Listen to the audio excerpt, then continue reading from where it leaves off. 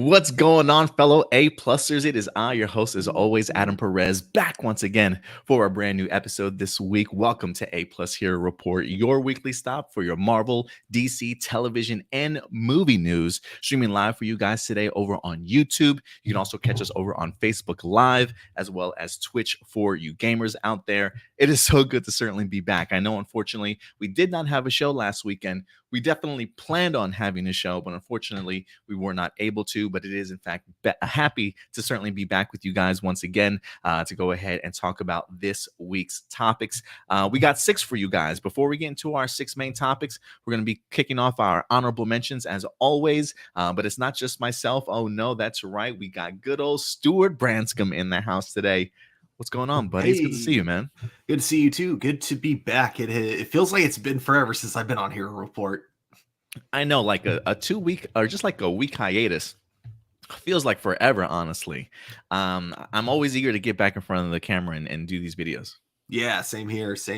And especially because we got some really awesome topics this week that I'm excited to talk to you and pick your brain about. Yeah, man, it's going to be a good one this week. We're definitely going to be getting into the nitty gritty. We've had some pretty awesome movie releases over the past several weeks. The Flash just went ahead and came out this past weekend. We'll definitely talk about that a little bit as we have certainly a huge main topic to definitely discuss. But before we do, Stuart, let's get into some let's give some shout outs to people that are actually in the live chat with us today. We got good old Blossom certainly in the house. Good to see you around as always. We got Enrique Perez. What's going on, buddy? He says, I just saw the teaser trailer for the new Pixar film Elio, and it was released in 2024. Also, I saw the trailer for Paw Patrol, the mighty movie, and it'll be in theaters in September. I didn't see the trailer for either of those, but I did see the Paw Patrol poster. I think we might even actually have posted it on our Facebook page if you guys follow it. But have you seen the trailer at all, Stuart?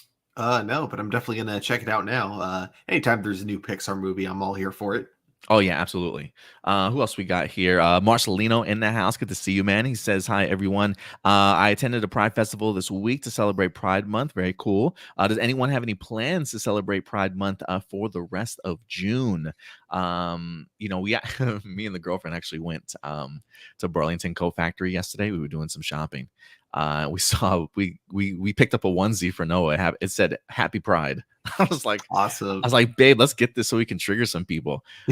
She's like, yeah, let's get it. And so yeah, we got it. But always supporting Pride Month. Who else we got in here? Ram Jam. What's going on, Ram Jam? And of course, the Geek Ledger in the house. Hey, I literally just got back from seeing The Flash. It was great. I'm glad you liked it, Geek Ledger. I definitely have seen a lot of people, certainly some people on Twitter that were big fans of that particular film. We'll definitely go ahead and get into it, man, because it's definitely a topic that we're bound to dive into. If you guys have not had the opportunity to check out my personal spoiler review for The Flash, it is currently up on the YouTube channel. You guys can go ahead and certainly check it out if you want to go ahead and give my thoughts. But I'm definitely interested to pick your brain, Stuart, and really talk about it. But before we get to honorable mentions. You got any honorable mentions by any chance this week, or any recommendations at the movie theaters? Oh man, recommendations. Can't really think of anything except for the obvious, the Flash and Spider-Man. But honorable mention, which I still haven't seen, man. I gotta get. Oh, you haven't seen Spider-Man? I still haven't seen Spider-Man, man. It's been kind of crazy. I finally have mustered up the courage to finally go back to the movie theater by myself. So, I got a lot of movies to watch. I saw Transformers and I saw The Flash, 2 movies in a week. Like that's nice. Crazy for me. But I've got a great girlfriend that gave me permission. So yeah, it worked out. I'm a little offended that you saw Transformers before Spider-Man, but that's okay. I'm kidding. I mean, it's one of those things where like she's become like my movie theater buddy, right? So like there are definitely movies that we just kind of want to see together. And so it's one of those things where it's like, I wanted to see Across the Spider-Verse, but I also know how much she wanted to see it. So I was going to hold off on checking it out. And I was like, let me go see a movie I know she probably isn't that interested in. So I went and saw Transformers. And she's like, babe, I know you got to talk about The Flash this week. So you go see The Flash also. I was like, are you sure? And yeah, she was cool with it. So here I am. Awesome. But as far as honorable mentions go, probably the one that you already mentioned on the Twitter chat group, but Superman and Lois and Gotham Knights. I gotta say, because like I was surprised. Like I this was something I was hoping I was going to be wrong about, and I'm really glad I was. I thought for sure it was going to be the opposite. That Gotham Knights was going to get renewed because it's cheap and easy to produce, whereas Superman and Lois, like according to the CW executives, they're saying that the show is too expensive, and because it's not a property they own, they don't really make that much money off of it. So it sounded like he was kind of confirming that it was going to be, getting canceled. So surprisingly, Superman and Lois is back, and it sounds like it's almost going to be a very different show entirely because we got a reduced budget, reduced episodes, and the reduced budget leads to, I believe it was 8 different cast members that are no longer going to be series regulars. Going Wow. next season. It hasn't been confirmed who's coming back next season and who isn't, but the only ones who are going to be series regulars are going to be the Kent family themselves and the our new Lex Luthor.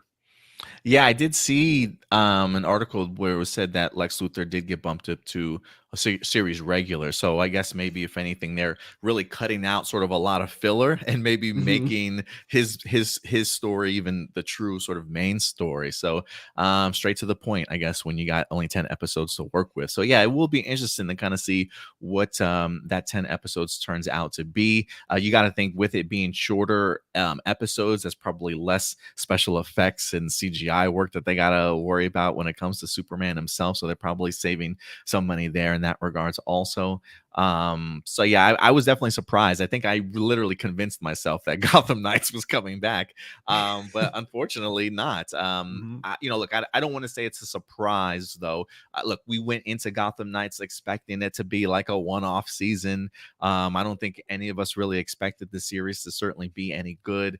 And for somebody like myself that has watched it on a weekly basis, I personally believe that it certainly has gotten better to the point to where I actually probably wouldn't mind seeing a season 2.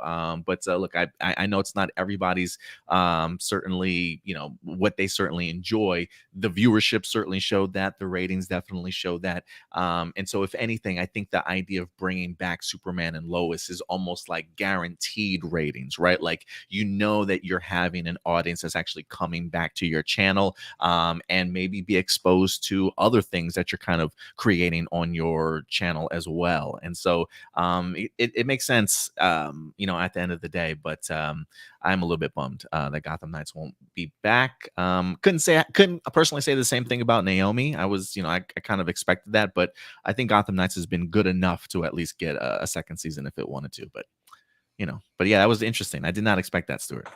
Yeah, so it'll be interesting to see what the show looks like because my prediction is we're probably not going to see much of Smallville anymore because it's like a whole full set that they have to rent out. So I've been hearing people saying that they're probably not going to be using that. So the show may move to Metropolis where they'll just be kind of renting like streets at a time instead of like an entire like space for a town.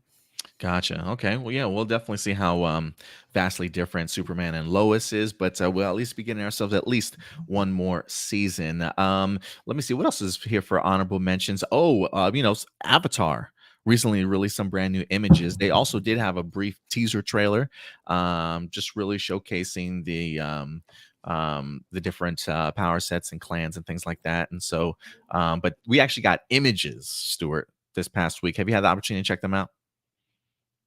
Yeah, let me go ahead and bring these up here. Yes, I have. And what are your thoughts on what it looks like, at least? Going from looks alone, they nailed it. Like I don't know, they nailed it to a degree that I didn't expect, especially coming from kind of a Netflix show. It could just be that these are really well framed photos, and maybe like the actual show itself may look like not so good. But I don't know. Gotcha. Everything I'm seeing here, though, nothing but positive vibes so far. Yeah, I can't remember if it was Marcelino or somebody said something in the comment section on our Facebook page, but was like, "Yeah, these photos look great, but so did the Avatar movie photos." And look how that kind of turned out.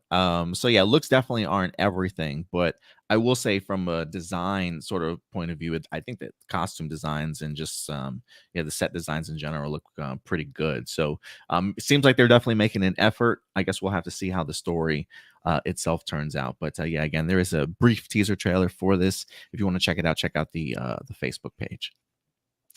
And then also we got ourselves a One Piece trailer. This kind of came out of nowhere for me. Um, I will say I have been very interested in this because One Piece is definitely a manga and an anime that I have actually wanted to dive into. But since it is so incredibly long, it's a little nerve wracking to just dive into. And so the concept of having Netflix and the creator very highly and heavily involved in this create this series for me, I feel like is a really cool sort of jumping off point into it. And you know, Stuart, I believe we just literally talked about this in an article or maybe an honorable mentions previously about how you know, they definitely have had their difficulties in trying to pull this off, but you hear just how committed him and his team, and especially the Netflix team, are to certainly sort of getting this right. And I think we were both impressed by that. So remembering his words, Stuart, and then seeing this teaser trailer or this trailer, what did you think of it? I thought the trailer looked pretty fun. I like that this is one of so, not that I have a problem with movies that do this, but it feels like it's slightly been overdone. But when you have like live action anime adaptations and you feel like they have to try too hard to look like the anime, to where they do stuff that just doesn't look as cool in live action. The easiest example I can think of right now is Cowboy Bebop, another Netflix production. But I Yeah. like that this doesn't look like it's trying to be, anime like One Piece. I like how it's just trying to tell the same story and it's trying to be like its own like unique take on that story. I think it looks like it's going to be an absolute blast. I'm excited. Yeah, and look, for somebody that's not familiar with a lot of these characters, first impressions definitely won me over. I really do love just the personalities of the whole entire crew. I think just from a physical standpoint, I think they got a really great actor to definitely pull off the role. We'll see how his performance certainly goes, but I totally agree with you. It definitely looks fun to me. I really enjoy the aesthetics of the show. It's just very eye pleasing, along with the great set designs and things like that. Just it looks like a really fun world to kind of navigate. So I am really excited to kind of see what One Piece is certainly going to turn out to look like. But first impressions, I'm hyped for it. I did check it out, and it released like one day ago, and it already has like 3 million views. So I think that's pretty impressive. Mhm. So yeah, guys, if you had the opportunity to check out One Piece trailer, go ahead and check it out. Again, that's also up on our Facebook page. And one last honorable mention, Stuart, that literally dropped, I think either late last night. I think it was still pretty fresh. Stranger Things actually went ahead and made a casting announcement that Linda Hamilton, Stuart, Linda Hamilton herself, good old Sarah Connor, is joining the final season of the show. I think we all expect Stranger Things to just pull all the stops. They've continued to amp up their seasons each and every season. And you know, I was not expecting any cast announcements, let alone Linda Hamilton certainly joining Stranger Things. I was already excited for the final season of Stranger Things, but this just skyrockets it to a whole nother level in the sense of trying to figure out who exactly is she going to play. There's really not a lot of details in regards to this, besides the fact of reporting that yeah, Linda Hamilton is in fact joining Stranger Things. So I guess let the speculation begin as to what's going on here. Are you excited for this casting announcement, Stuart? Yes, very much so. Yeah, me too, man. I'm like 90% sure she's just going to be a government agent of some sort because I feel like Oh, she you would think just so? fit that role so well. But who knows? Who knows? I'm kind of hoping she plays something trippy from the Upside Down world. Oh, yeah. I know we still have that main bad guy probably gonna come back. What was his name? Vecna? Is that what was his name? I can't remember Like his name Vecna, now. right? Yeah. Right? Or something like that. I think it would be cool if like Linda Hamilton was like opposite of that, or just another threatening party to anything that the rest of the crew has to certainly deal with in Stranger Things. But I don't know. We'll see. But the idea of bringing on Linda Hamilton, she's got to have a pretty important role. You know what I mean? Yeah, I hope so. And if it's just a cameo, I'm okay with that too. Kind of like how in the previous season, oh god, I can't believe I forgot the actor's name. But Freddy Krueger, the way he was Mm. utilized was so awesome, even though it was just like a one-off scene. So if they do something like that with her, I'd totally be fine with that too. But no, I am hoping that they give her a full role though, overall. Yeah, I definitely hope so also.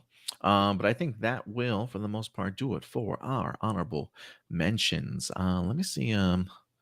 Who else we got in here? Give some quick shout outs. And while we do, listen, guys, if you want to submit your live viewer questions, feel free to go ahead and do so. Go over to our YouTube page if you're not already there. Click on that community tab. And there is, in fact, a live viewer questions post if you want to go ahead and get that started. And while you guys do that, let's see if who else has joined the show. We got Christopher Throbbin in the house. He says, "Good man, Adam." I guess referring to me being looking out for my girlfriend, you know? Yeah. I love having a movie buddy. What else we got in here? Ram Jam's in the house. What's up, Ram Jam? He said, "I love Spider-Man Across the Spider-Verse and still need to watch Flash and Transformers." Get to it, Ram Jam. Get to it, man. I know life can get pretty busy. Who else we got around here? All right, so it looks like that's everybody new. Marcelino says, "I heard rumors that Gotham Knights and Justice U was supposed to be in the same world as Superman and Lois. I would have been open to see a universe spawned from those shows." Oh, that's pretty cool. Yeah, that was I hadn't heard that. Oh, I was just to say that was what David Ramsey was saying behind the scenes. Mm, Hadn't heard anything like official from like the higher ups, but David Ramsey was pretty confident that like Justice U would have been a spinoff of Superman, and eventually, like somewhere down the line, if the shows kept going, Gotham Knights would have been part of that universe. He called it the Superverse. okay, damn, I hadn't heard that, but look, I might be a little bit open to that. Look, I would be open to that. Look, for me, when I think of John Diggle and Justice U, I automatically assume just the continuation from the Arrowverse. But if they want to take this particular Diggle and just one that they've created for Superman and Lois, that would be pretty interesting, especially if it already sets up the idea that they have other metahumans. I mean, look, we kind of talked about the idea of like respawning the Arrowverse, but I mean, maybe the Superverse is like the next thing, the next iteration of what they just spent a decade kind of doing with Arrowverse. I don't know. That's just all pure speculation. I thought Gotham Knights maybe might go over. I mean, we thought Superman and Lois might go over to HBO Max. I don't know what might happen after this particular season of the CW, but do you think that's something that's possible, Stuart, still or no? At this point, no. I think right now, when it comes to DC television, they're just going to be focusing on the DCU for the next like year or two.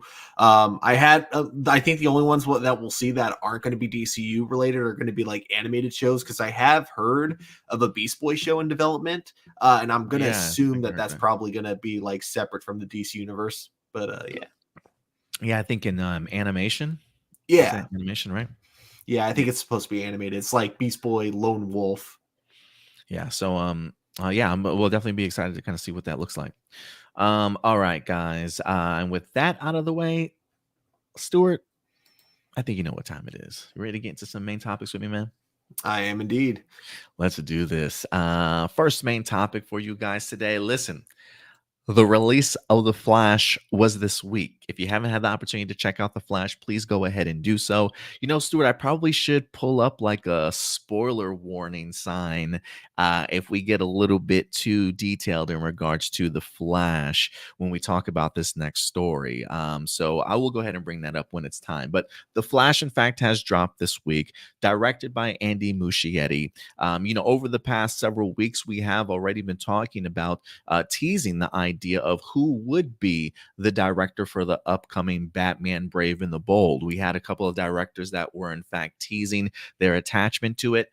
Andy Muschietti was certainly one of them. Sam Raimi was certainly another one as well. And then we started finally hearing the tricklings around everywhere talking about, yeah, he's definitely on board. He's definitely on board with this particular movie. But it wasn't until this week that we wind up actually getting an official announcement coming from Variety.com themselves, letting us know that the director of The Flash, Andy Muschietti, also the director of the It 1 and It 2 as well. He will, in fact, be the director of Brave and the Bold. Let's go ahead and pull this one up here, Stuart, as it seems as though James Gunn has certainly landed on who he would like to direct this particular film. This comes to us from Variety.com. New Batman film, Brave and the Bold, lands The Flash's director, Andy Muschietti. This is, in fact, an exclusive report for them. He says he is officially suiting up to direct the new Batman film. They are reporting exclusively. The film is one of several new DC titles mapped out by leaders James Gunn and Peter Safran earlier this year. Muschietti behind this weekend's superhero, the release teased for the film, will direct Batman the Brave and the Bold. The project is based on comic series authorized by Grant Morrison, who Gunn called exceptionally influential on the DC universe in January. The comics imagine a Bat family where Bruce Wayne's biological son Damian serves as Robin to his dad's Batman. Muschietti's sister and creative partner Barbara will produce the project via their label Double Dream as well. He says, we saw The Flash even before taking the reins at DC Studios and knew we were in the hands of not only a visionary director, but a massive DC fan. Gunn and Safran told Variety of Muschietti, it's a magnificent film, funny, emotional, thrilling, and Andy's affinity and passion for these characters and this world just resonate through every frame. So it came time to find a director for The Brave and the Bold. There was really only one choice. Luckily, Andy said yes. Barbara signed on to produce with us, and we're on our way. They're an extraordinary team, and we couldn't have better or more inspiring partners as we embark on this thrilling new adventure in the DCU. The project does not have a screenwriter attached at this moment. So Andy Muschietti is simply just the director at this point. This will mark the first live action appearance also of a Robin since Chris O'Donnell played the role opposite George Clooney. All right. So with that out of the way, Stuart, let's talk about it, man. Let's talk about it. I think when we talked about the idea of Sam Raimi and Andy Muschietti teasing their involvement, if I'm not mistaken, I think we both went with Sam Raimi. Am I correct? I honestly don't remember. I can't remember either, but I thought that we both, if we had to choose, I think we both went with Sam Raimi. And then we already kind of knew that Andy Muschietti was definitely I don't want to say definitely, but was certainly probably more in line to go ahead and direct this film. And I think we both also said that it's not that we don't think that Andy couldn't make a good film. I think it came down more to the idea of just maybe like the style sort of preferences. If anything, I will say this. I certainly still want to see an Andy Muschietti Brave and the Bold, but I probably will say I don't know if he is certainly my first choice for it still. I personally do think that Andy Muschietti can make a good Batman movie. I just don't know if that's really the type of style that maybe, if I'm basing it based off of what he did with The Flash, I don't necessarily know if that's the sort of style that I really kind of want to see for a Batman movie. But again, he might have something else completely different in mind. You can clearly see that he knows how to direct certainly horror and bring those sort of thriller elements. So maybe to kind of see a mixture of that along with sort of the type of action that we wind up seeing here in a movie like The Flash. Maybe that would certainly add a definitely interesting dynamic to what we've seen out of this. So as long as he has a different vision for the Batman film as he did the Flash movie, then I think I would probably be on board with this. Again, look, when I think of Andy Muschietti, I've been pretty impressed with his work, honestly. I don't think that he was certainly, if I did have any faults with the Flash movie, I definitely don't think it was in regards to his direction, his directorial work. So again, I do think that he can certainly make a good Brave and the Bold movie. But I will be interested to kind of see what his vision is going to bring, just simply because of the fact that he wouldn't be my first choice. Now, based off of how the Flash movie has done financially this opening weekend, we'll see what its legs certainly turn out to be and how word of mouth certainly spreads in regards to maybe getting people to the theater. Um, but I would be interested to see if James Gunn would then decide to maybe go a different route, if the Flash doesn't necessarily do as well in the box office as they're certainly hoping that it certainly could do. So we'll definitely see, but I'll certainly be open to giving Andy a shot to making this movie because I have seen his work and have definitely enjoyed it. But again, probably not my first choice. But Stuart, what are your thoughts, man? How are you feeling about this news that we have here in regards to what's going on? I think I 100% agree with you on like everything. Like, I don't think he'll do a bad job. I'm pretty sure this is going to be a fine, Batman movie and everything. I just don't think it's going to be like quite. Uh, I don't think it's going to be quite as good as it could be with a different director. Because I think for one thing he'll do right is definitely with the fight scenes, as we've kind of seen like in the Flash movie. Like, he definitely knows how to do fight scenes with Batman. I just don't know if he'll get like kind of the overall. I don't know, it's really hard to explain what I'm trying to like kind of go for here. It like kind of it doesn't feel like he'll get kind of the darker like vibe of Batman, really. And I say that mostly just because of how Batman was done in the Flash. It just not that it was bad, but just that it kind of felt like it was missing that very kind of dark element that makes Batman feel like someone who's like lost someone. You know what I mean? So I yeah, well, we'll see. It's definitely not my first choice, but I don't think it'll be a bad one, is what I'm getting at. Right. So like, and I totally get what you mean because it is one of those things where it's like after seeing the Flash, I'm really basing what I've seen him do with the Batman that he does have on screen. Hmm. And I do think that he definitely brought the best out of Michael Keaton for sure. I was really impressed with Keaton's performance in in his particular movie. And I enjoyed those moments with him.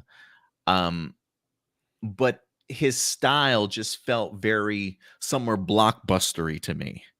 Um, and I definitely want my Batman to be a little bit more gothic, if that makes any sense. You know what I mean? And Yeah. so I think the way that they were presented in this movie, I just hope it's not like that. And it's more of a tone. And again, that's why I'm hoping that he switches up a vision that he has.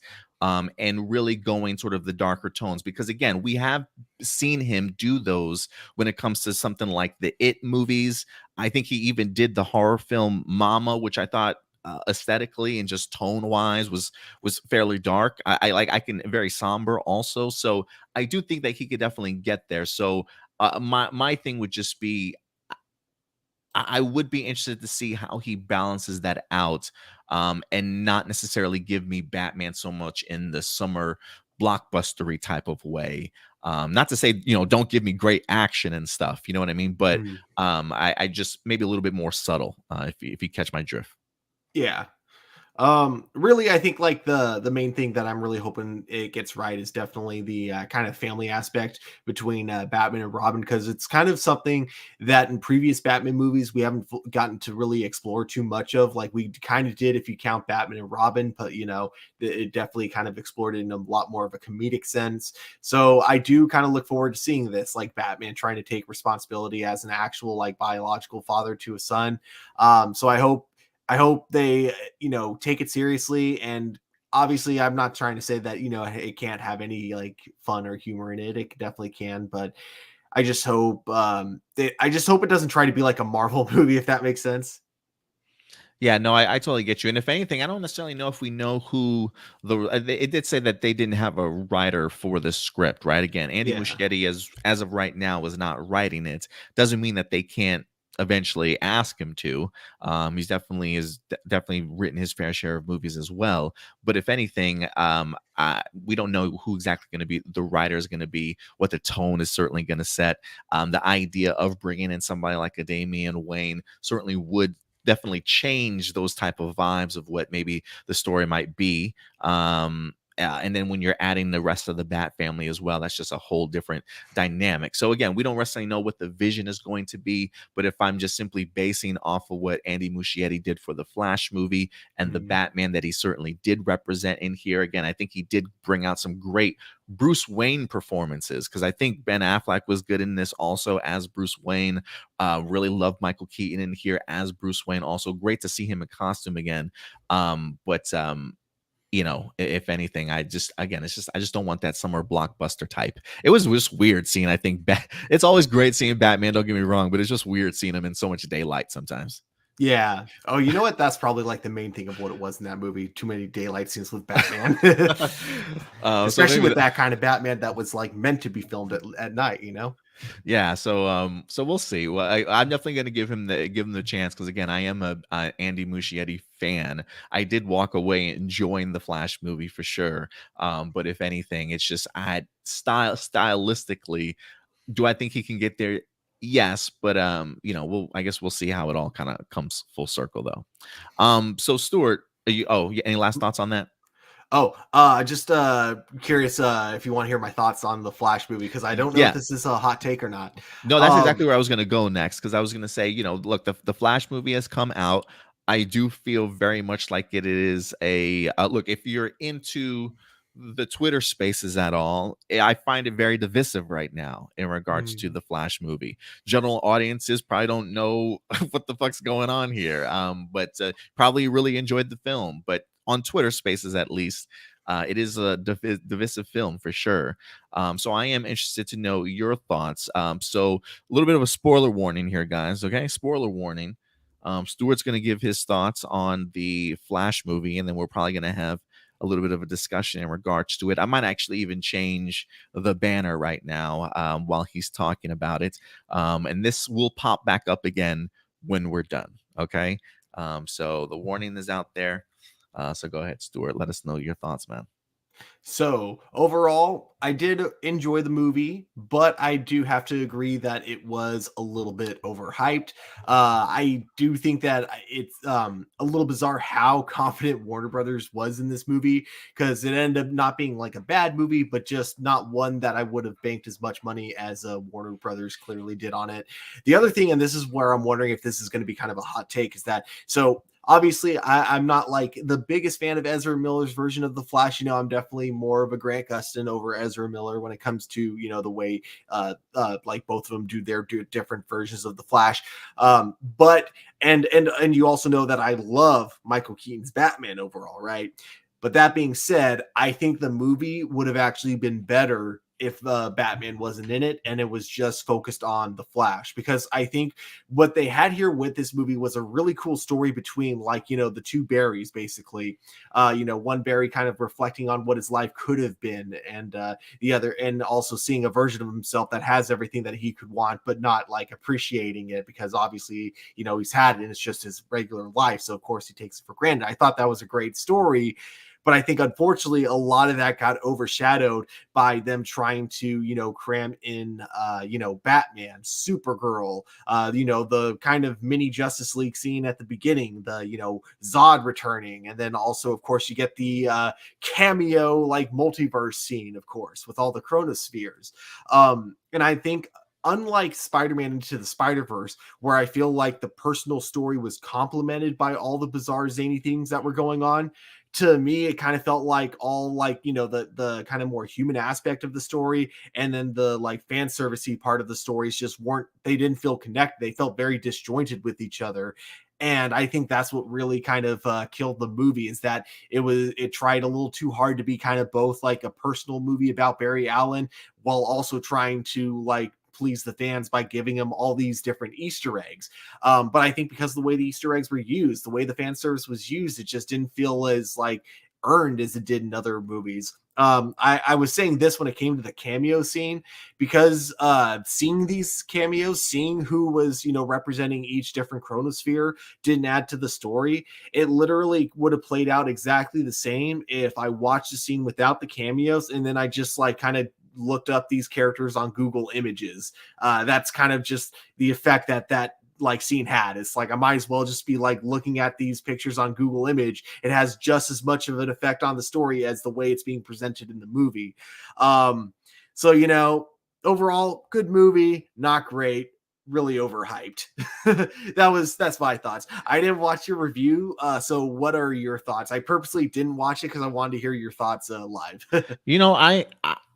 I didn't even consider the idea of the movie feeling disjointed like that until you brought it up, because there were times when I was like, man, I really love these emotional moments, but it felt like sometimes there wasn't like that connectivity between those emotional moments. It's just like, here's an emotional scene sort of thing, and then it's like, let's play with the action figures, let's just throw in this Easter egg or this, the cameo, here's another emotional moment sort of thing. And it's like, oh yeah, that's right, we got to get back to kind of the main story a little bit.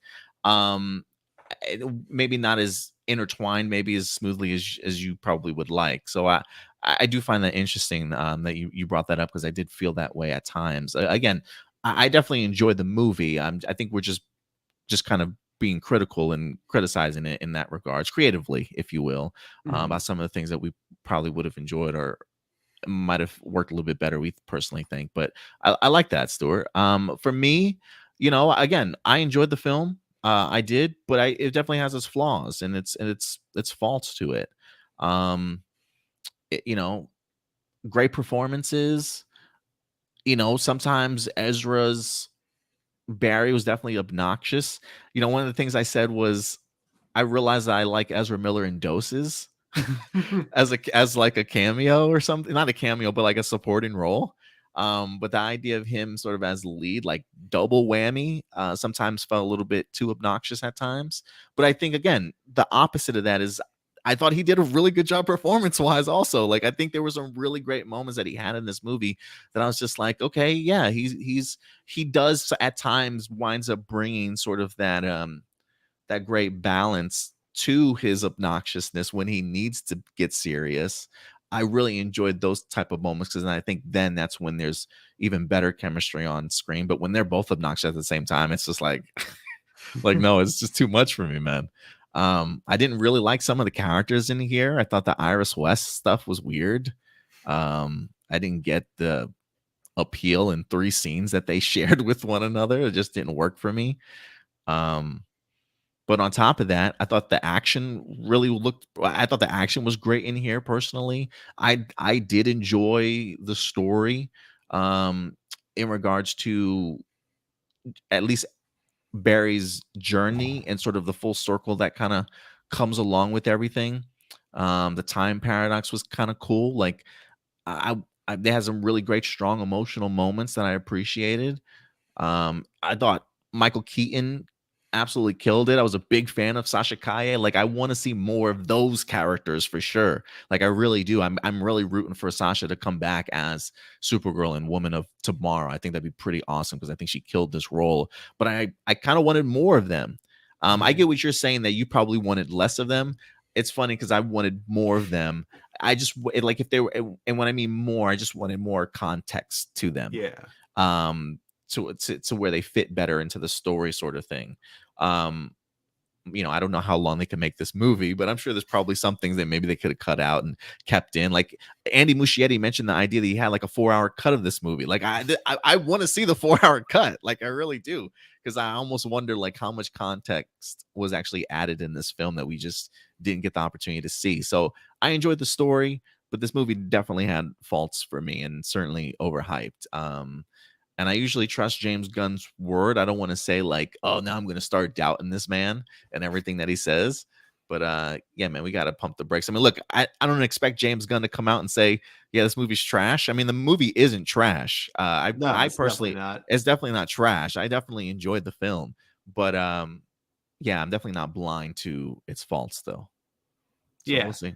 I You mentioned, yeah, because I did say that I would have preferred them not being in it at all. However, in your argument of wanting more screen time with them, I actually would probably retract that critique if they had like an arc. So if they had more screen time to where like they had a full on arc, then I would definitely agree that I wouldn't have had any issue with them being in the movie. My problem is that they take up a little bit too much screen time for supporting characters when they're not even given like a real arc pretty much. And so it just kind of again takes away from what I think is kind of the real story, which is like, Barry's kind of like growing as a character. It kind of takes away from that. And I wouldn't I have a agree. problem with it if they had an arc of their own, but they don't. They're just there to kind of move the plot forward.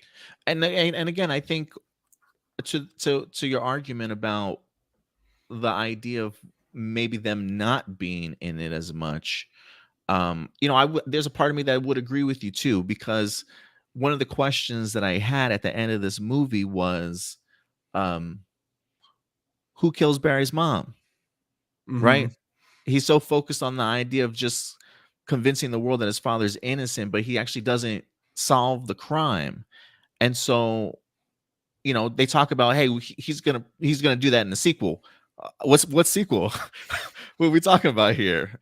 Um, so it's just one of those things where it's just like I kind of wish that was the story.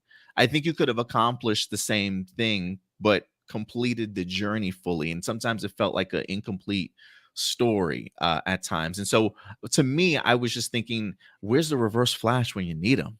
I do think that the Reverse Flash would have been a really great sort of component to this, because I think even Andy Muschietti recently stated in an interview, if I'm not mistaken, during the premiere, somebody asked him, who killed Barry's mom, and he says, Reverse Flash. So he clearly knows this. So it's just like, why isn't it in the movie? And so my thing is, I think you could have accomplished the same journey for Barry. Maybe not so much, if you want to go down your argument, maybe not so much Michael Keaton and Supergirl, but maybe a little bit more Reverse Flash as sort of the main villain, and still dig as deep into the emotional aspects of what the film needed. Mm-hmm. I mean, who you could still keep Batman in it, right? I mean, the Flashpoint. I mean, you got Thomas Wayne heavily involved, and so maybe just keep that as Michael Keaton's Bruce Wayne. So I think you could still accomplish the same. Maybe just cutting out other aspects and putting something else in there instead. Yeah.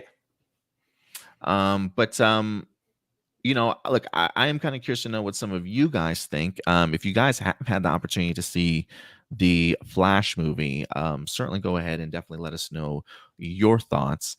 So yeah, for me, what would you grade it, Stuart? If you had to give it a letter grade, what would you grade the movie? Mm. I'm kind of like in between a B or a B minus.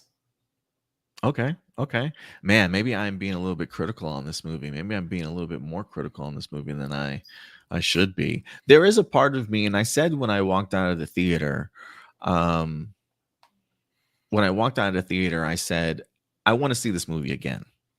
Because I feel like, one, I saw it in IMAX, and nothing wrong with IMAX. They want you to see this in IMAX, but I kind of want to see this in a different movie theater. I kind of want to Mhm. see this movie in a Dolby Atmos theater and see if it just hits me differently with audio and visuals just being a little bit better. I am kind of curious to see how the movie would hit me differently, because I do think there's a part of me that probably would enjoy this movie a little bit more on a second viewing. So I probably will put an asterisk by it when I give it this grade. But right now, I was sticking at a C. I was sticking at a C, Stuart. But maybe I'm being overly critical of the film. Uh, I don't know. That's also where I was like slightly leaning towards. I was just being nice because I did walk out of the movie enjoying it Right, overall and I more than I didn't. So I feel like it's weird because like I feel like I should give a C to a movie that I felt nothing for.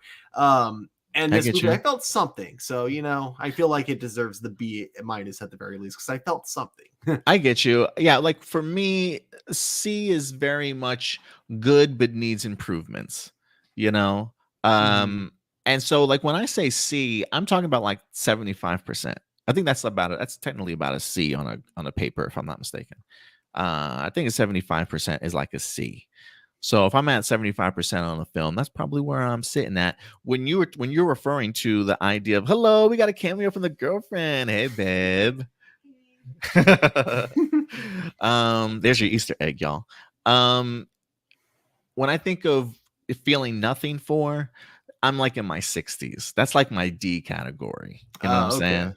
Yeah. Like, yeah, bro, this did nothing for me. Not failing, but like, just didn't do nothing for me type of thing. Yeah, Yeah, that's where I I'm at. guess yeah, then I'd probably have to go with the C if we're going Oh, with I'm not that. changing. I'm Yeah. not changing. I'm not trying to convince you. I'm just letting you know where I'm sitting at percentage wise too. One of the things that I've talked to Stuart already and Indy about in our just a, behind the scenes for y'all. I really want to introduce report cards around here.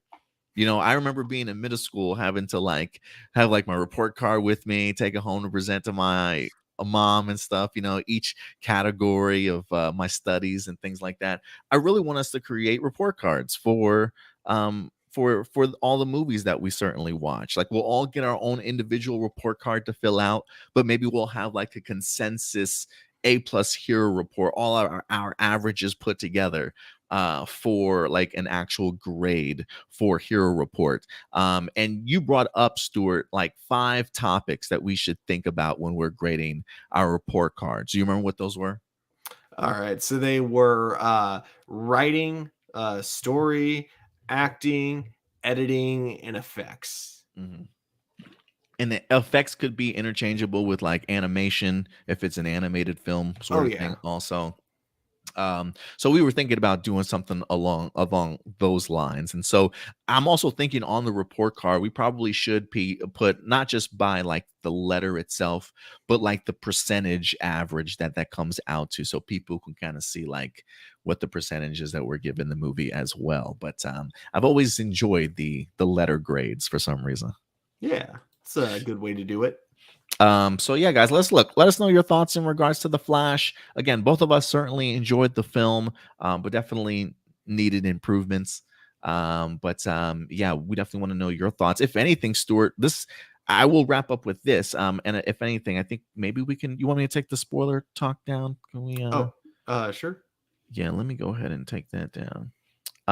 If anything, the movie itself, box office wise, is doing like abysmal right now. I think Um, didn't Black Adam actually do better than the Flash? which honestly is a shame in itself, bro. Yeah.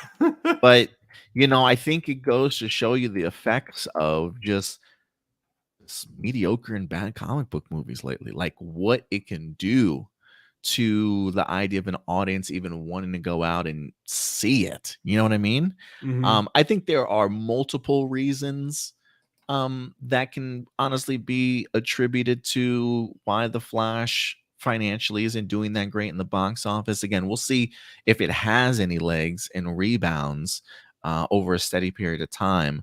But I hear a lot of people like trying to point to one specific thing. No, I think there's just a cluster F of things that the Flash is having to overcome right now. But what do you think though is maybe one of the keys as to why it isn't doing so well? Um, Probably like I think it's like one thing that just leads to another. So I think like Mhm. where it all kind of starts at the very base is of course Ezra Miller's behavior in the last couple years, and I think that kind of leads to certain networks not wanting to market it the same way they would be with other DC movies, because you notice like Ezra hasn't been making any appearances on talk shows, and normally that's like the big thing that sells movies is when you get actors basically going to talk shows like Conan and others, and then showing them like certain exclusive clips that get people even more excited Mm, for it. So I think that was like one that's big a good. factor that definitely was hit the movie hard, I think.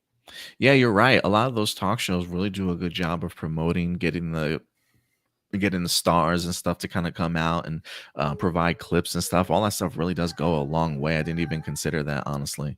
So yeah, certainly a lot of factors definitely go into the reasons as to why. But yeah, man, when you're coming in even less than Black Adam film, yeah, it's definitely time to worry. If anything, how do you think the DCU should rebound from this? Um, Like any I'd say strategy, or at just keep their fingers crossed and hope Blue Beetle does well? Hope Blue Beetle does well. Honestly, I don't know how much money they'd lose on this, but I would just pull Aquaman from theaters, have Blue Beetle be the launch of the DCU, and then just kind of like do full reset. Be like, okay, the Flash was the end of the DCEU. This is now the DCU. We are a different universe, and try really hard to just like, make it clear that this is the start of something new. Man, Stuart, that's tough because Aquaman made $1 billion in the It movie did. theaters. Like, you gotta give this movie a chance, right? I mean, if the predecessor did $1 billion, I think you gotta let this go. The one thing about it is that I've been hearing about some really really bad reviews of it during press screenings. Obviously, that what people say in the press screen doesn't always reflect how the movie does, like financially, but just given the fact that it's been like spreading this far on the internet, that kind of is what gives me not too much hope in the Aquaman sequel. But we'll see. Yeah, I'm hoping that turns out to be something that stays in Twitter circles and not so much general public.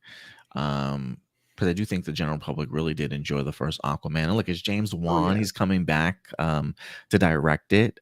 So we'll see, man. We'll see. But yeah, and Stuart, this is why, like, we don't talk any longer, at least, about like first reactions, test screenings, Yeah. premiere reactions. We don't talk. I don't post any of that stuff over on the Facebook page because one, it's bit me in the ass way too often in the past. And look, I say it all the time. Coming out of a premiere, you got invited to a red carpet event. Everybody's feeling great. You got some drinks in you.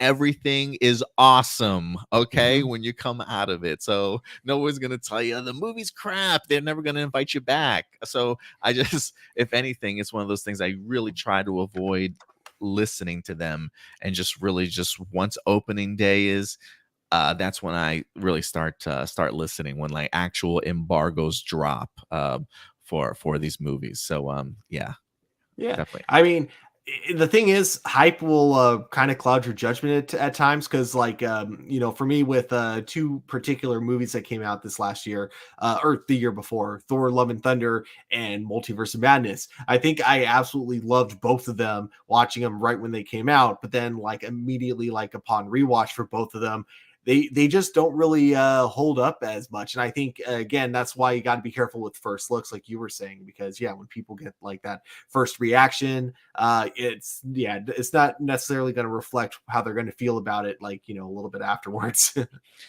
Can I pick your brain on something real quick here? Oh, for sure. We gotta go. I want to get back to some Flash talk. Is that all right? Oh yeah, go for it. I'm gonna put this spoiler warning back up here for people. All right. Because I want to pick your brain because I've had this theory in my head, and I have no idea how this is going to play out. I think I know what your theory is going to be. Let's hear it. I don't know. You didn't hear my review yesterday, but it has to deal with the post credits. Oh, not the post credit scene, but the ending of this movie. Oh, okay. Well, man, I almost want to go back and start talking about it again. But anyway, the ending, when we have ourselves a brand new George Clooney, a brand new Bruce Wayne, and it turns out to be George Clooney. Mm-hmm. I did not expect that whatsoever. I just literally read an article that said that this movie had 3 ending changes due to the regime changes that they've had. The ending for this movie has changed 3 times, and this is the one that they landed on bringing George Clooney in to play reprise his role as Bruce Wayne. One, I did not see it coming, but I really don't think that Ezra Miller is going to be the Flash anymore. Same. I think they have done their part of doing what a studio is supposed to be doing, promoting this movie as best they can, saying all the right things, while not coming straight out and saying Ezra Miller's coming back as the Flash.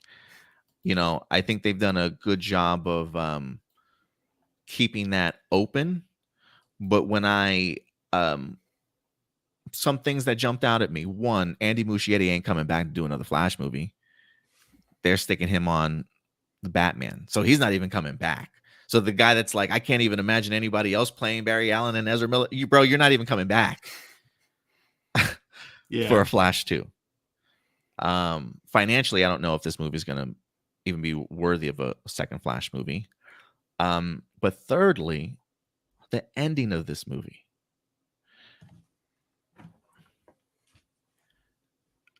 I can't imagine George Clooney playing our Batman in Brave and the Bold. So I still think there is a Batman in this world that James Gunn is creating, but I don't think it's George Clooney. So if it's not George Clooney, where's Ezra? Where's Barry? Exactly what I thought at the end of the Flash movie. And so for me, that opens up the possibility of we can recast this dude. Mm-hmm. It makes it seem like he fixed it, but did he fix it? I don't know. Maybe that's number 2. Maybe that's the journey. Maybe that's what the sequel that's written down is, right? Like, because they have mentioned, listen, we've got ourselves a Flash 2 script. And so is there a possibility they could just get another director? Absolutely. But I also think if this movie isn't doing too well, do you really want to roll the dice on a sequel with the same actor that you couldn't even use to promote this movie with? And so for me, I feel like they have allowed themselves the opportunity to open up this door and not have him back. But again, who knows? Maybe that's part of his journey. Maybe James Gunn and them don't touch this dude for like the first 5 or 10 years, right? Like, and then maybe somehow Barry navigates his way through this mess and makes his way back, but it's somebody else. I don't know, but I'm under the belief right now. Ezra is definitely Ezra Miller's Barry Allen is definitely not on James Gunn's Chapter 1 Slate world that he's kind of creating out there. What do you think about that, though, Stuart? 100% agree. Yeah, I think that ending was just them kind of confirming that now Ezra lives in a different DC universe that that this version of Barry created, basically, and that when we go into the DC universe going forward, we're going to see a new Barry, because I'm pretty sure it's safe to say that George Clooney nor James Gunn are interested in having George Clooney come back as Batman. Pretty sure it's safe to say that. So I think that was their way of just saying that this is the Earth that this version of Barry is on. We're not going to see him anymore. Yeah, because and it felt very much the way that Michael Keaton's Batman explained it, the sense that because he did his actions in the first place, he changes the timeline front and back. And so even him maybe putting things back isn't gonna really set him back to where exactly he was before. There's clearly going to be some changes. And so again, it's just one of those things where I'm like, I just can't believe that Barry made it back to where he was supposed to be. So it definitely feels like they've created just sort of another, we'll see what James Gunn's world looks like. But he's definitely created something different and separate from wherever Barry is, I believe. Yeah. Also, so one theory I had with this movie that they never directly said, but this is my headcanon. So they mention, like through dialogue, that this isn't the first time Barry has gone back to save his mom and then change it to have everything kind of go back to normal. So I'm kind of wondering if that's going to be like the in-universe explanation for both the Justice League movie and the Snyder Cut existing like simultaneously, because you could say it probably started with the Snyder Cut, but then Barry went back in time the first time, and that's what created the Justice League universe. I love it. They could definitely use that. I love that. But yeah, guys, sorry, I had to get back to that because that just popped into my head. I was like, I wanted to pick Stuart's brain in regards to that. But again, guys, let us know your thoughts in regards to the Flash. Let me see here. It says Blossom says Grant Gustin is way better Flash than that dude. I'm sorry. Throbbing says C sounds fair, or even nice to me given your criticisms. He says I don't think they can rebound until Superman Legacy comes out. That's also possible. Yeah, that's also possible. I mean, look, I think if you gotta definitely start putting together some back to back good ones. And what I mean by that is like Blue Beetle's gotta be good enough to where word of mouth spreads, you know? Because I don't necessarily know. The trailers have looked good, but so have every other DC trailer that I've seen. And so Mhm. I am kind of curious, one, will people go out to see this movie?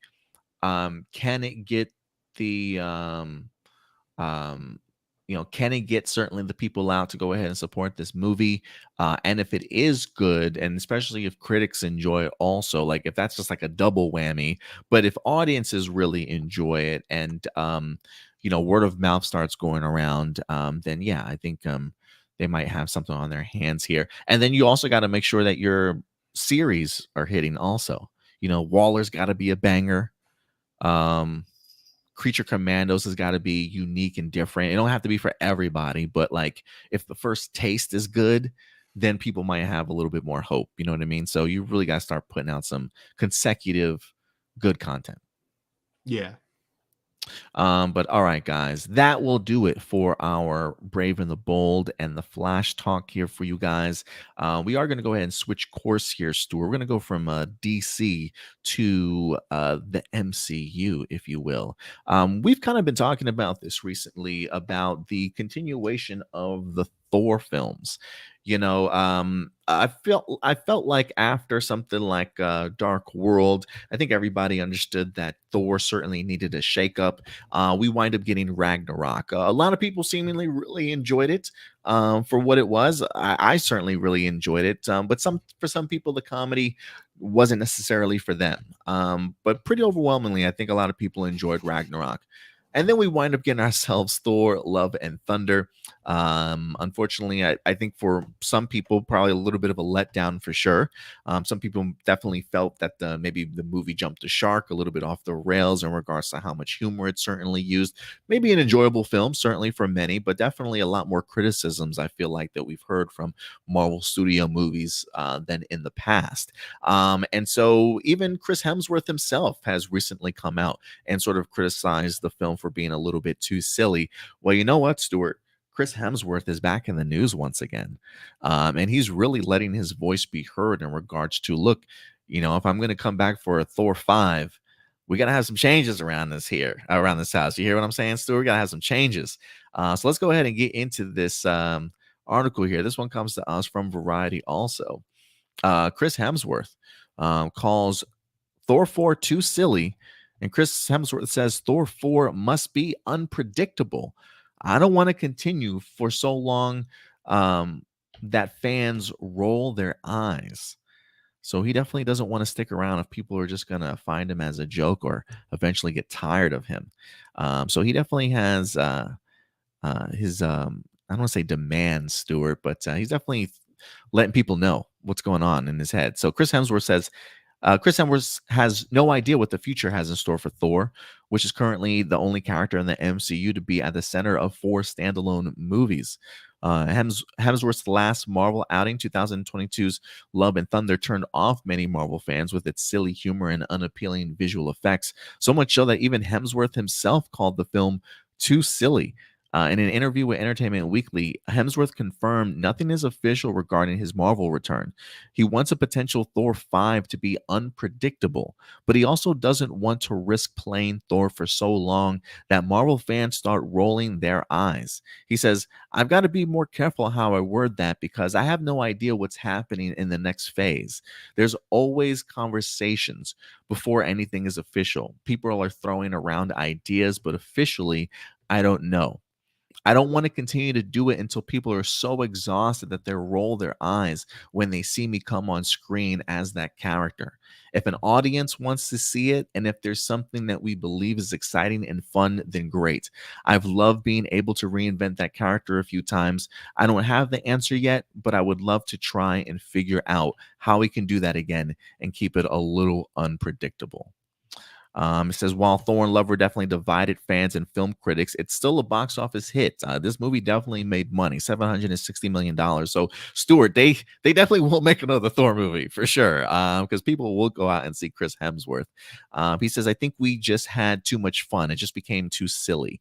It's always hard being in the center of it and having any real perspective. I love the process. It's always a ride, but you just don't know how people are going to respond. And I think he has some good words there. Understanding that, look, being on the inside and making the film is, it's a different perspective of how audiences actually watching the film will certainly take a movie. And so I'm sure he's probably seen it a few times and he's finally had his opportunity to wrap his head around it. So, Stuart, let me ask you, you hear his thoughts in regards to how he felt about Thor 4 and Thor 5. What do you take his words to mean here? Yeah, I think the thing is he had so much fun working on Thor 4, and it did a lot of the. I think in a lot of ways, Thor 4 it kind of resembles Batman and Robin in this pattern, where the sequel, the first sequel, Thor Dark World, didn't do as good as the first one, so they wanted to take it into a whole new direction. Thus, you have Thor Ragnarok, just like you had Batman Forever, and they take the aspects of Thor Ragnarok just like they did with Batman Forever that people constantly talked about how they loved these new aspects that they brought, and those were the ones that they worked on when it came to Thor 4. However, no one at the higher ups kind of really thought, hey, maybe these aspects only work because it complemented the other things that Thor Ragnarok had, not because of just those things. So I think when it came to Love and Thunder, they focused on the wrong reasons of why Ragnarok did so well. And I think that now that Chris Hemsworth and I'm for sure Taika Waititi and other people that have worked on, the Thor movies have realized is there just needs to be a little more balance between it and stuff like that. Now that they've had time to, reflect on all of it. Yeah, no, I totally agree with you. With that said, I do think that we're certainly going to get ourselves a definitely new director. So I am expecting a different vision. If anything, like Taika's had his two films. I think he's on to do a Star Wars movie and maybe Mm-hmm. something else also, right? So he definitely has his plate full. In regards to Hemsworth, in regards to his thoughts on, Thor 5. Look, I agree with him. I definitely would like to see a change in the character a little bit more. What I love so much about the Thor character is not only has he been around for years, but I almost feel like every new creative team does something significantly different with him. And so I think when it comes to the comic book character, I do think that there's plenty other dimensions that you can add to Chris Hemsworth's Thor, and change it up a little bit if you want to, right? Like I'm still waiting for like the All Father or like the King Thor sort of like elements to come in. Like I really want to see him sort of like the older Asgardian god. Maybe he's had his daughters already, or just he's the one really kind of sitting on the throne now. I mean, look, I know we've got Valkyrie there, but at some point in time, I would like Valkyrie to maybe finally find love, go on, retire somewhere, and maybe hand the mantle back over to Thor. I just kind of want to see them change up his perspective a little bit. I love the humor, but I totally will agree with him in the sense that Thor 4 really did become a little bit too silly. So I do like the humor that Thor and Chris Hemsworth can naturally bring, and there's nothing wrong with bringing those humor elements out. But there's a aspect of like the Asgardian. I know. Look, I know we're never gonna get a rainbow bridge again or anything like that, but I kind of miss the mythology, and I kind of want to go back to like I don't want to say a Thor 1 type of scenario, but I wouldn't mind going on a cosmic journey in a cooler sense when it comes to like Greek mythology or just the mythology in general. So give me something a little bit different. Give me a different tone, a different vibe, and I think Chris Hemsworth can certainly deliver for sure. But I think people want to see him back as the character. I don't think people fault him for these particular movies. If anything, again, the movie made $750 million, right? Like people really enjoyed it, but I think one of the biggest criticisms clearly was the idea of like this is just way too much humor, and for some people, it definitely turned them off from fully enjoying it as much as they possibly could have. So, I do think a lot of people have no problem with Chris Hemsworth returning, but I definitely think a lot of people would probably agree with him. Like, yeah, let's do something different here next time. Mm-hmm. I think like, yeah, if they go with a completely different director, I hope they go with one with a very different vision. Just because I think it worked the first time when they completely rebranded Thor as a character. So I think if they do that again for his fifth movie, kind of give it like a little more edge or something like that, I think it would also probably be a benefit to the character. Yeah, absolutely. Marcelino says, I don't mind Thor 4 being silly, but then I realize all the missed opportunity storylines that they made fun of in there. So yeah. Um, all right, guys. So yeah, let's know your thoughts in regards to that. Like, if they do in fact make a Thor 5, which I highly certainly expect them to, when we certainly get one, who certainly knows. But what would you guys certainly like to see when it comes to a Thor 5? Definitely go ahead and let your thoughts be known in the comment section box below, guys. All right, Stuart. And with that, we will go ahead and move on to our next topic for the day. We will stick in the realm of, I don't want to say MCU, but in the Disney side of things, as we've had a huge shakeup here this week, Stuart. Disney this past week went ahead and changed a significant amount of release dates for some of their upcoming movies. There's only like one movie on this list that benefits of actually getting bumped ahead of what it was, but a lot of these other movies are certainly getting pushed back. And I gotta think that this is probably in regards to the writer strike and all the pauses in production. We're really starting to the studios are definitely really starting to feel it as they have had to push a lot of their productions. So let's go ahead and talk about this real quick. Let me go ahead and bring this up. This comes to us from Variety.com. Let me see if I can go ahead and pull this one up here. This says that Disney sets new Star Wars movie, shifts Deadpool 3 and the entire Marvel slate, along with delays Avatar sequel through 2031. And I'm like, am I going to survive for all of these, Stuart? Am I even going to be around to even see how Avatar ends? Like, guys, you got to shorten these release dates, man. Let's go ahead and dive into this real quick. Let me see if I can go ahead and. All right, so everybody take these notes. Disney is shaking up its release schedule, adding a new Star Wars movie and Moana live action adaptation to the schedule. Okay, so we do have some new announcements, I guess. Delaying the next 3 Avatar movies by a year. At this rate, the 5th trip to Pandora will be released in 2031. That's in 8 years. Okay. All right. So among the highlights of the overall live action Moana will be released June 27th, 2025. So that's literally like 2 years from now. Deadpool 3 moved up from November 8th, 2024 to May 3rd, 2024. So that's now a summer blockbuster movie. So that's a benefit for sure. I think we're all going to be excited to see a Deadpool movie in May. Less than a year. Yeah, absolutely, man. So it's coming quick. An untitled Star Wars movie is debuting December 18th, 2026. That's a story in its own right, Stuart. As to what that Star Wars movie will be, because if anything, I don't believe that. I don't think they've made announcement dates for the James Mangold movie, Dave Filoni movie, or that Ray Skywalker movie yet. I don't believe they have a date set, do they? Nope. I think they've all just been announced. I think maybe they've given us like an estimate of like a few years from now, but I no Uh, specific year or even I date. think I maybe the Ray Skywalker might. Um, maybe the Ray Skywalker one might. Did it? Um, no, maybe I'm tripping. I know that they said December 2025, but maybe I thought they were going for that 2025 date, but maybe not. Or maybe that is the movie. Um, bumping it a year. Who knows? Avatar 3 has shifted to December 19th, 2025. So 2.5 years away. Damn. Is that right? Damn. Yeah. Avatar 4 to December 21st, 2029. Yo, y'all tripping, man. Like, why the time, man? I hope the technology just continues to advance over all these years. Avatar 5, December 19th, 2031. Okay, lovely.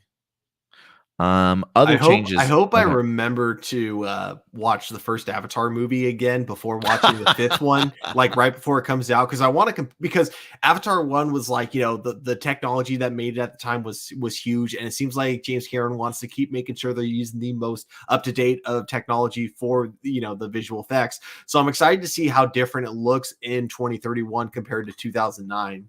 See if like over that many years if it really changed that much. Yeah, I'll be really interested to see how much that's changed for sure. Let's see here. Okay, so that was okay. So other changes include a massive Marvel reshuffling. So Captain America Brave New World is moving from May 3rd, 2024, which I believe that's the date that Deadpool just got. So Captain America Brave New World is moving from May 3rd, 2024 to July 26th, 2024. So it's moving back a couple months. But hey, maybe take advantage of that July 4th. Patriotism pride still going around. So July 26th, 2024, which in turn is delaying the Thunderbolts to December 20th, 2024. They are in fact moving Blade. Blade is now a Valentine's Day movie, February 14th, 2025. Just like the first Deadpool movie, Yeah, that's which true. referenced Blade. Oh, there you go. I'm glad you caught that. Blade 2, February 14th, 2025. So yeah, that movie was definitely getting pushed back. Fantastic Four to May 2nd, 2025. Now check this out, Stuart. This is where it gets crazy. Fantastic Four, May 2nd, 2025. Okay. After that, Avengers Kang Dynasty is getting pushed back an entire year from May 2nd, 2025 to May 1st, 2026.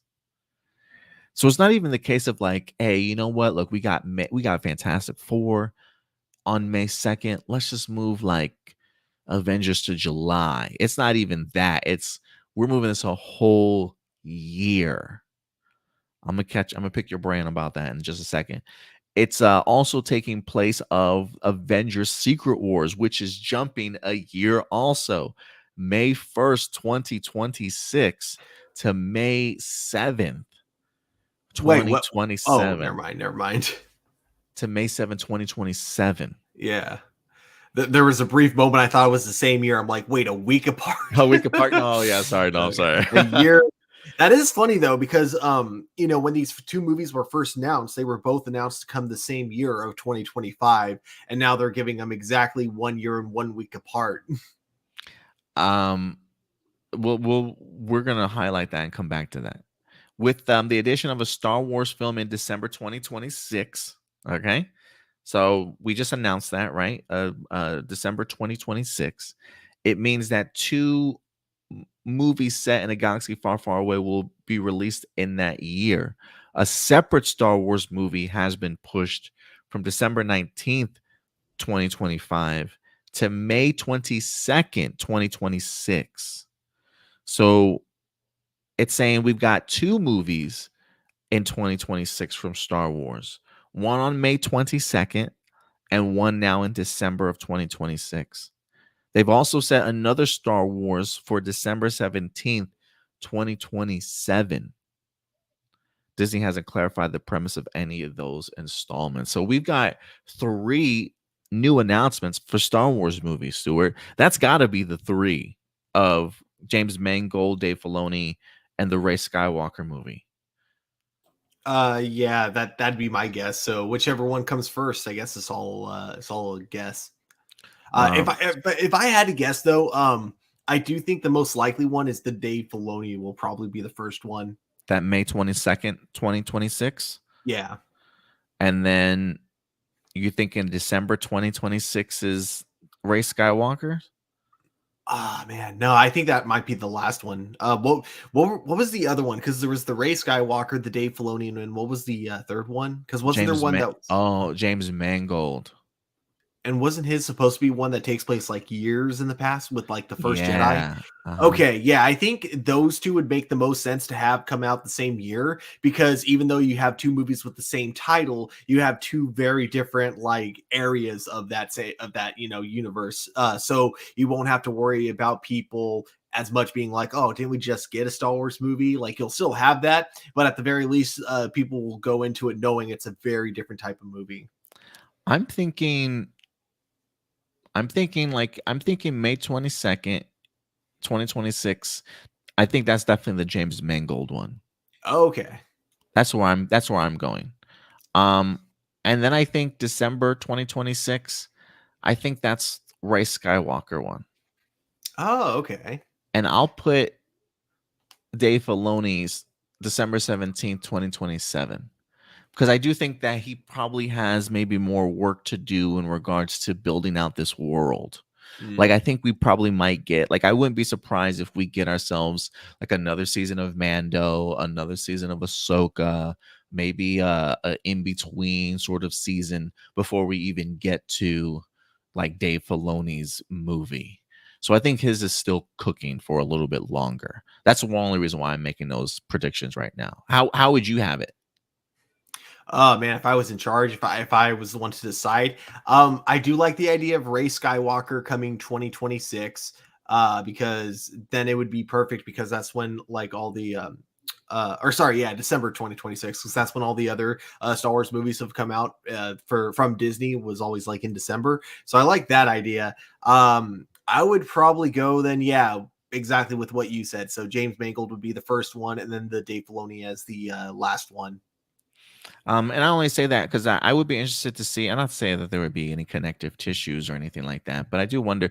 I just the idea of like beginning like where the force begins, right? That's going to be during May anyway. You're already celebrating Star Wars that month. The idea of like where the force begins type of thing is kind of a cool concept for that also. And then you stick with your traditional, I guess, Star Wars release date now has become kind of like that December date. So I think that's why they would go back to Ray Skywalker there. And who knows if Ray maybe even references anything from that James Mangold movie or a little connective piece here or there type of thing. Who knows? But yeah, that'd be interesting. So let's go back to this Marvel thing though here, Stuart. Um, this Avengers Kang Dynasty getting pushed back a year along with Secret Wars. Um, you think it's more than just writers' strike in that regards? Yes, I think for most of them it's writer strikes, but the writer strike. But I think for King Dynasty, I think it's a mixture of the writer strike and just everything going on with the main actor with John. Crap, what's his last name again? Jonathan Majors. Majors. That's right. With Jonathan Majors kind of going on. I think Marvel still hasn't, made a decision. I think they still want to wait and see where the case itself goes. And I think that's like one of the things that's kind of like delaying whether or not they want to go with him going forward. And I think there's also some debate amongst the writers, like if they end up like not going forward with Jonathan Majors, are they going to recast him, or are they just going to change plans altogether and just use a different villain as like the final like Avengers villain?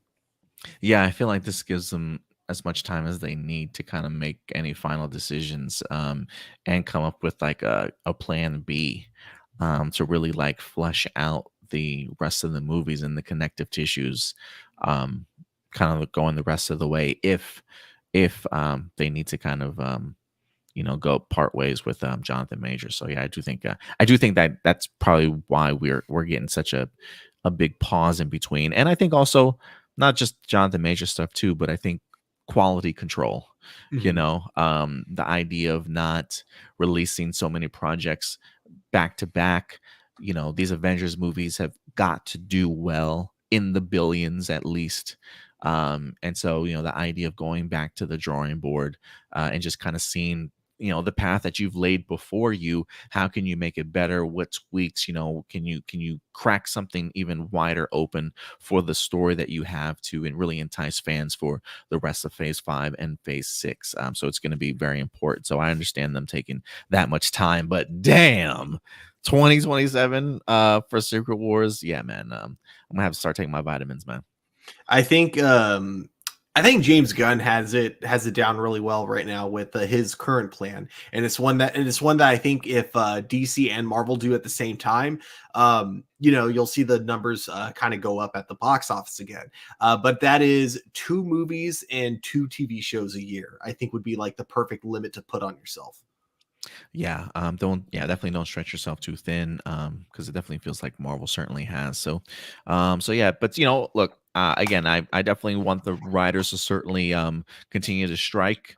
They definitely Mhm. deserve, especially for what they're asking for. They definitely deserve for what their value and what they're worth for sure. After all the incredible work that they certainly do, but if anything. It is one of those things where I will be interested to see when production even begins. Like, are they even like they clearly can't write anything? So are they just taking mental notes? Are they just talking to each other, open about like some of the things that they would kind of do? I'm hoping somebody's started trying to figure something out.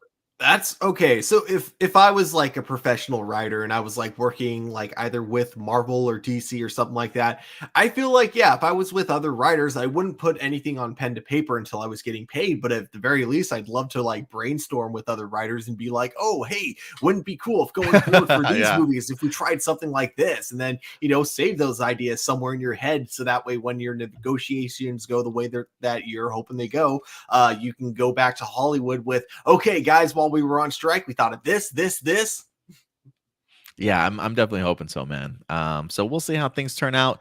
But guys, stay in shape, stay in good health, Mhm. so we can all catch these movies. But all right, guys. With that out of the way, Stuart, Just I for us think to hit 2031 and then have Marvel be like, we've announced 20 more movies all the way up to 2050. I mean, look, man, I'm expecting at least up to a phase 9 or something, So yeah, I gotta start doing my push-ups again. All right, let's get into our next topic, as we will kind of stick into the, well, I don't want to say Disney side anymore. We're gonna go to the Sony side of this universe, as the spiderless Sony universe is back in the news. After we're done kind of with this article, remind me. I have a fun theory with the Madam Web movie of how it's going to tie in like a lot of the Spider-Man stuff going forward. Oh, I dig it, Stuart. I dig it. All right, I'll have to remind you then. But Sony is back in the news today, as they have in fact released some new release dates for untitled Sony and Marvel collaboration films. So this opens the door here for new Spider-Man movies. And so we got some release dates without titles, Stuart. So I thought it'd be interesting to go ahead and check this out and see what release dates they are, and do some speculation as to what these movies themselves could possibly be. Let me go ahead and pull this up here. This is from comicbook.com. New Spider Man movies. Sony announces 2 Marvel release dates. It says Sony Spider Man universe is continuing to grow. On Thursday, Sony Pictures announced release dates for 2 upcoming untitled Sony and Marvel collaborations, both of which will screen in IMAX. One untitled Sony Marvel movie is now dated for November 8th, 2024, a date that was previously occupied by Deadpool 3, but it was moved up earlier this week. So you've got November 8th, 2024, and then a second untitled Sony Marvel live action movie is now dated for June 27th of 2025. So it's interesting in here, just to point this out for people if you're listening to us over on Spotify. If you don't see us pulling up the article, if you read the article, it is interesting how they have them described differently. Untitled Sony Marvel movie dated for November 8th, 2024. And then untitled Sony Marvel live action movie is now dated for June 27, 2025. I'm kind of curious as to how you decipher that, Stuart. I'm assuming they're probably both going to be live action in some capacity. Um, but when how do you pick that wording though? Do you think of anything in particular? I don't think they would have specified live action for the second one if they weren't if like they were both live action. I think because they specified for the second one that the first one is probably going to be an animated project, which they Mm, had been like talking about doing for a while, like different spin-offs of Spider-Man into the Spider-Verse, because they'd been brainstorming on kind of a Spider-Gwen movie, and then the idea of a Nicolas Cage Spider Noir movie. So I could see it being like either one of those two projects, or probably something completely different, like, but that could still be related to the Spider Verse. okay. But yeah, and then this other live action Spider Man. No, I don't really have an idea of it currently. I mean, it could be the if it's the live action Sony Marvel movie, and if we kind of take out all the ones that we know are coming out, it could potentially be Spider Man 4. Yeah, I when I looked at that, was just I don't know why I was just very much under the assumption, at least for the second one, untitled Sony Marvel live action. I was like, oh, that's probably Spider-Man 4, dated for June 27, 2025. And I thought maybe like I thought them deciphering that as live action to me was a way of like saying this is like an MCU movie, and Mm. the untitled Sony Marvel movie is just going to be a Sony movie. But you're right, like it could be that maybe they would have also referenced that as live action if it was live action and technically it's animated. I didn't even really think about that. Um, but they have, like you mentioned, they have kind of teased the idea of um maybe a Spider Woman animated movie. So maybe they're further along in the development of it than we thought. Maybe it's something that they kind of worked a little bit with animation wise along the way, and maybe haven't really like announced all the big plans for it. But Amy Pascal did mention the idea of a Spider Woman animated movie. So you might be onto something, Stuart. That possibly could be it for November 8th, 2024. Um, I was still under the assumption that it was going to be a live action Sony movie. So I was thinking like a Venom 3, perhaps. But I could be wrong in that regards also. Do they Um, have a let me check. I a think release they date? have a release date for it. And wait, what Oh, did you they say that do? one was? That was November 8th. Because yeah, I think for December 20th, yeah, there it is. So Oh, they do December have a release date? 20th, 2024. I think that's meant to be no, wait, no, sorry. This is why I gotta actually click on the article and don't just read the outside of it. Never mind. I don't think Venom 3 has a confirmed release date, so that's also a possibility. So that would be my other choice. But yeah, I'm kind of in agreement that that live action for June 27th, 2025 might be Tom Holland's movie. Yeah. They've been talking a lot about at least throwing around ideas and trying to figure things out. So there's definitely been talk and some movement in regards to that. So I think that's probably where I would sit too. Yeah. But let's know your guys' thoughts in the comment section box below. What movies do you guys possibly think that this could be? They do suggest in here the fact that the November 2024 movie is not specified as live action could possibly be a placeholder for the upcoming Beyond the Spider Verse if the film were to get delayed for some reason. Yeah. Uh, Other possibilities, either date could be El Muerto, which is still dated for January 24th, even though production has yet to begin. Um, and then the third Venom movie, um, or even Tom Holland Spider Man 4. So, yeah, they definitely throw out some ideas there as well. So, yeah, guys, let us know your thoughts in the comment section box below. What movies do you think are going to be in those places? Blossom says Spider Verse was awesome. Yes. Says the art style they had in that movie was so freaking awesome. I was going insane. I still need to see it, man. I still need to see it. I think they just took it out of the Dolby Atmos, so I am a little bit bummed. So I might actually literally have to like travel to another theater to try and see if I can find it on a really good screen to watch it in, because I do think it's leaving theaters here probably pretty soon, honestly. Yeah, and it is one that you definitely want to see on the big screen at least once. It's Absolutely. absolutely fantastic, and there's some things about it you'll notice the second time watching that you won't notice the first time because they do a really good job of foreshadowing a few things. You'll see what I mean. It's man, it's fantastic. Okay, I'll have to check it out then for sure, for sure. All right, and let's see here. What's the next topic that we have? Oh, let Before oh, we what you move got? on, I forgot. I gotta tell you my Spider-Man theory before we move on. Oh, yes, go for it.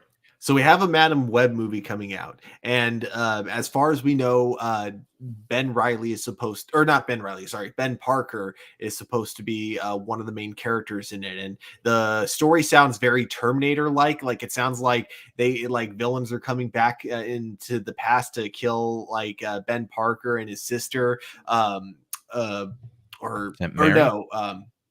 No, wait. Was it his sister or brother?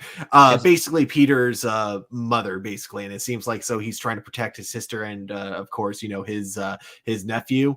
But my prediction of how this movie is going to end is that in trying to protect him, he ends up getting into another universe, and that universe ends up being the MCU, which is where that Peter Parker now lives with the MCU version of Aunt May. And I think that's going to be their explanation of why the Sony Marvel universe doesn't have a Spider-Man.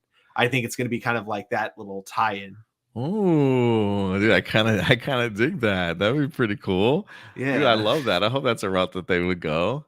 I kind of dig that. I didn't even that would be pretty cool. I would it love if they would had an be. Yeah. explanation for it. So yeah, I had to get that theory out there. Yeah, no, So put it a out there. year from now, if that's what happens, I called it. Yeah, put it out there because I haven't heard that theory at all anywhere. So yeah, that's and I because I personally really do love the Terminator concept. But to utilize it in that way to kind of give an explanation for the Sony universe a little bit, I think that would be pretty neat, honestly. So we'll see what route they go. Yep. All right, guys, and maybe we'll separate that clip and we'll save that somewhere, Stuart. So we can go ahead and bring that up if your prediction comes true. All right, guys, with that out of the way, let's go ahead and move on to our next topic here. This is going to come to us from IGN.com. Phoebe Waller Bridge is back in the news, coming fresh off of the red carpet for Indiana Jones Dial of Destiny. I believe they've been doing premieres kind of all over the place. This movie, I think, is set to drop here within a couple weeks, right? Or like next week, if I'm not mistaken, Stuart. I think it's like either next week or the week after. I think it So comes out on the 30th, right? yeah, or something like the 29th or something. I don't know. It's pretty close here. Um, she's gotten the opportunity to do some journeying with Harrison Ford as Indiana Jones, gone on a little bit of an adventure herself, finding herself in the middle of danger, if you will. And she's actually going to be writing the upcoming Tomb Raider Amazon series. Amazon, if I'm not mistaken, has in fact mentioned this maybe sometime last year, attaching her to the project. But this particular week, Phoebe Waller Bridge has actually come out and talked about it a little bit more in regards to where her past experiences have sort of brought her to this particular moment for her to go ahead and write this Tomb Raider series. And I thought this is pretty eye-opening to get a little bit more insight in regards to where she's coming from in regards to trying to tackle this particular series. So let's go ahead and dive into this. This comes to us from IGN.com. Where it says Tomb Raider Phoebe Waller-Bridge confirms that she's working on the Amazon series. It says Fleabag creator and Indiana Jones and Dial of Destiny actor Phoebe Waller-Bridge confirmed in an interview with IGN that she's indeed working on a Tomb Raider streaming series for Amazon Prime. It was previously reported that she will script and executive produce the series based on the long-running video game franchise. Although the comedy series Fleabag made her a star, Waller-Bridge is no stranger to the action-adventure genre thanks to scripting the James Bond film No Time to Die and starring also in an Indiana Jones movie. She was also the showrunner on the first season of the thriller series Killing Eve.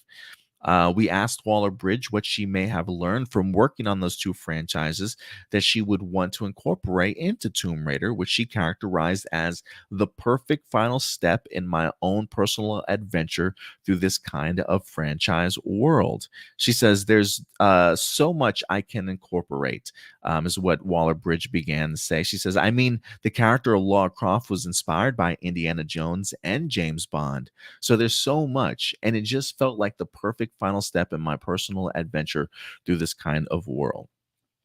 Um, it says Daniel Craig's Bond films and indie franchise always kept their emphasis on the characters in order to keep things grounded, no matter how grand the action set pieces got. Something Waller-Bridge hopes to emulate with her Tomb Raider series. She says, "I love the idea of."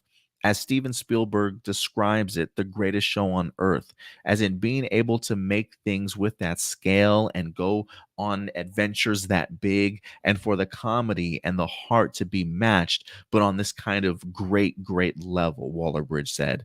And actually, through all the adventure stuff I've learned from these franchises, is actually how to keep something feeling grounded as well, as allow it to be bigger than itself in some way.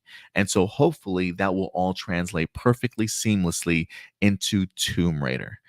So it says Tomb Raider is still in development, set with no star, director, or premiere date yet, but she clearly is working on it, Stuart. Look, I've actually found this really eye-opening, Stuart. I thought this was a really great piece from Phoebe Waller-Bridge, to let us know her thoughts in regards to really not only what this means to her, but just some of the advice that she's kind of taken from these legends to go ahead and put this series together, her own personal adventures. What did you take away from this? Yeah, I always say that whenever I get the vibe that a writer is excited to work on a project, I always feel like those are the ones that end up doing the best because there's passion behind it. You can totally feel it.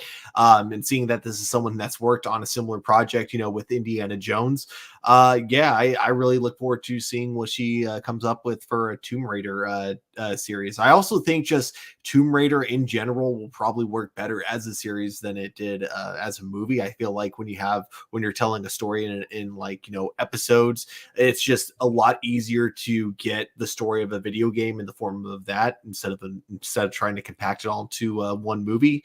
And then also it's like funny because I didn't even know she was a writer. Like I've definitely seen her in Fleabag and like a few other things, but I had no idea she actually wrote as well. So looking forward to seeing how she does, as a writer in this. Yeah, I think when I read this story, I was kind of surprised because I didn't realize that she wrote No Time to Die. I wonder if she was like a co-writer on it, or if did she have main credits. If you can look that up real quick for me, Stuart, I would appreciate it. But I didn't even know that she was a writer for that movie. And for a big scale movie like that, I find that pretty impressive, man. I haven't personally seen No Time to Die as of yet. That's Daniel Craig's final movie. I definitely need to get on it because I absolutely love his run as James Bond. But I think her, if anything, I totally will agree with you, Stuart, that hearing how she responds to these questions, um, you can tell that she's excited.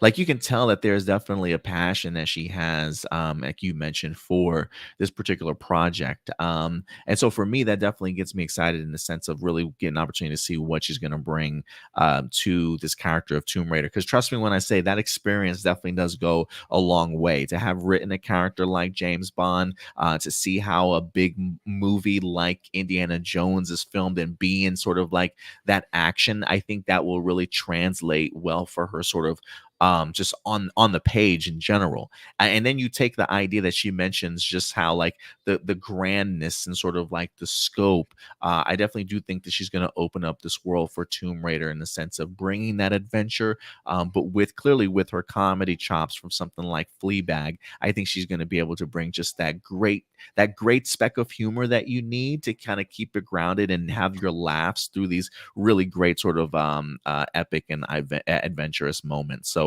I am really fascinated to kind of see what she's going to bring, and I think this interview alone has made me even that much more excited, and makes me believe that they found themselves a really good writer for this series. So I'm definitely think she's going to put her best foot forward for sure. In terms of No Time to Die, I can't tell how much of involvement she had because she's one of one, two, three, four, five different writers. Oh, so she wasn't a main writer. That's why I said I wasn't sure if she was the sole writer or if there were like co-writers within that as well. So I am kind of curious as to what she added to the movie. Yeah. It says there was one person who wrote the story, but yeah, four people that worked on the screenplay. Okay, gotcha. So at least she does have some writings, but she also worked on. She said the thriller season of Killing Eve, I believe, also a first season. So she definitely does have some Ooh. writing experience as well. So we'll see how it goes. But yeah, guys, let us know your thoughts in regards to Phoebe Waller-Bridge, in regards to the Tomb Raider Amazon series. And I believe we got one more topic. Is that right, Stuart? It is indeed. Yeah, one more topic. Now you have not seen this movie, so I will certainly do my best to not spoil it here as much as we possibly can. But let's get into some Transformers talk because Rise of the Beast has been out for maybe a week or so, going on 2 weeks now. I'm not sure how long it's been out, but had the opportunity to check it out earlier this week. There is a link, well, not a link, but if you want to go ahead and check out my review for it, there is a spoiler review for Transformers Rise of the Beast up on our YouTube channel. Definitely go ahead and certainly check it out if you haven't done so yet. But I wanted to talk about Transformers Rise of the Beast because the director himself, Stephen Caple, is in fact in the news here this week. After the success that I feel like Transformers has had so far at the box office. Actually, Stuart, you know what? Can you bring up the Transformers box office? That'd be great. I personally enjoyed the film. I really did. I thought it was a really great sequel to that of Bumblebee. I think they managed to keep some great characters, certainly kept some of the heart in that film as well, and a great balance of Autobots and Maximals with some really incredible action, especially a very climactic battle as well. It was a fun ride for me. I had some really good laughs in it as well. So a very successful movie to me at least. What you got any box office updates over there, Stuart? It I think domestically it's reached 100.6 million, whereas internationally it's reached 174.3 million. Where's that put in that total right now? So a total of 274.9 million. Really? That's it? Are you where you getting that from? Huh? I got it from Damn, Collider. box office. Oh, okay, Well, yeah, I two mean hundred that's twenty-seven million dollars. That's it. yeah, I mean it's I'm only been out for surprised. a week, right? I guess so. I was just Yeah. expecting it to be like at least like 300 million already or something. I guess not. But I personally enjoyed the film. And I think it's been pretty well received for those that honestly have had the opportunity to check it out. I think the Rotten Tomato scores and audience scores are pretty good. But if anything, he's back in the news, the director, because it seems as though he may be in talks to actually return for a sequel. So let's go ahead and dive into this one, Stuart. I believe this comes to us from deadline.com. Yeah, here we go. This is from deadline.com. Stephen Caple in talks to helm another Transformers. Rise of the Beast filmmaker on reviving the franchise and that cliffhanger, which I won't spoil for you, Stuart. Um, it says exclusive after Transformers was gearing down, filmmaker Stephen Caple Jr. was able to put gas back into the tank of the storied Paramount Hasbro movie franchise with the Rise of the Beast this weekend, which opened to 171 million worldwide, stealing the crown from Sony Animation's strong Across the Spider-Verse. Oh, I think that's what it was, Stuart. I think they had a huge second week drop off. I think it was like 67% or Mm. something like that. It was pretty massive. I think that's where it was. So it went from 171 million to this weekend, being its second weekend, only 227 million. Is that right? So it did take a pretty significant drop. There's actually, hold on. It says we also chat with Capo Jr. about making a sequel for more. Oh, you know what? I'm using the wrong article, guys. Hold on a second. I'm sorry. Hold on a second, because I forgot that Deadline article led to the actual audio clip. It actually didn't have like a transcript of the interview itself. So let me go to MovieWeb. Here we go. Director in talks to direct next sequel. This one's from movieweb.com, but it does get its quote from the Deadline report as well. He says, I am not officially signed on for the next movie, clarifying that these talks are still ongoing. So again, it's ongoing talks. We're in the works now, but I'm not officially signed on. I'm in talks. I set up a lot of the stuff in this film. Anytime the studios, producers, and I talk about the future, there's a lot of we, the word we. So it's kind of naturally feels that way. But everything else planted here was for the future. So yeah, we're currently in talks. Um, on exploring more of the shocking tease at the end of the movie, he does go on to say, I would love to. I have some ideas on how to branch out. Um, okay, so I'll just leave it at that, Stuart. I'm not going to mess it up for you any further than that. So Stephen Caple Jr. Is in fact in talks to go ahead and come back possibly. And look, Stuart, I know you didn't have the opportunity to check out this movie yet, but personally, I would be for it. I would be for it. I think they have a good formula. Look, I think sometimes it can just be formulaic when it comes to a Transformers movie, but I do think as long as you have strong characters, you're continuing to give them pretty strong arcs, and you utilize them, especially the humans, in a correct way to really navigate through this movie and make sure that they continue to be the forefront along with sort of their main intentions, then I do think that you are certainly onto something. As long as you can still attach yourself to that heart, then you're definitely going in the right direction. And the fact of allowing them to help boost up sort of the Autobots or whatever other robots that we certainly might have in here. I just thought that this movie had really great sort of balance between everything. And when you bring just sort of, I think Stephen Caple visually, just as a director, did have some really great moments in here. Visually, I thought this movie was pretty stunning. I really enjoyed his directorial work, and again, it made it for a really fun sort of ride. So, if his vision, there are definitely elements to like Michael Bay vibes that I definitely got at times, but those were really like just visually and like visual cues that certainly he might have definitely utilized. But I think overall, Stephen Caple Jr. certainly made this movie his own.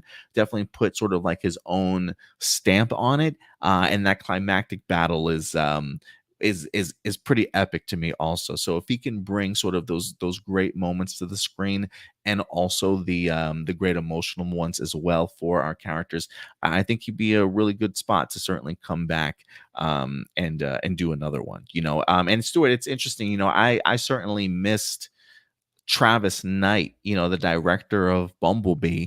I had a big question mark in the sense of like, why didn't they bring him back? But I think Travis Knight definitely had his purpose. And I think this tone that he set and establishing Bumblebee as sort of like this re-entry into this new reboot of this world sort of thing, I think really did the animation, uh, creator that he is. I think he just did a really heartfelt story that I think really set Transformers on a really good path.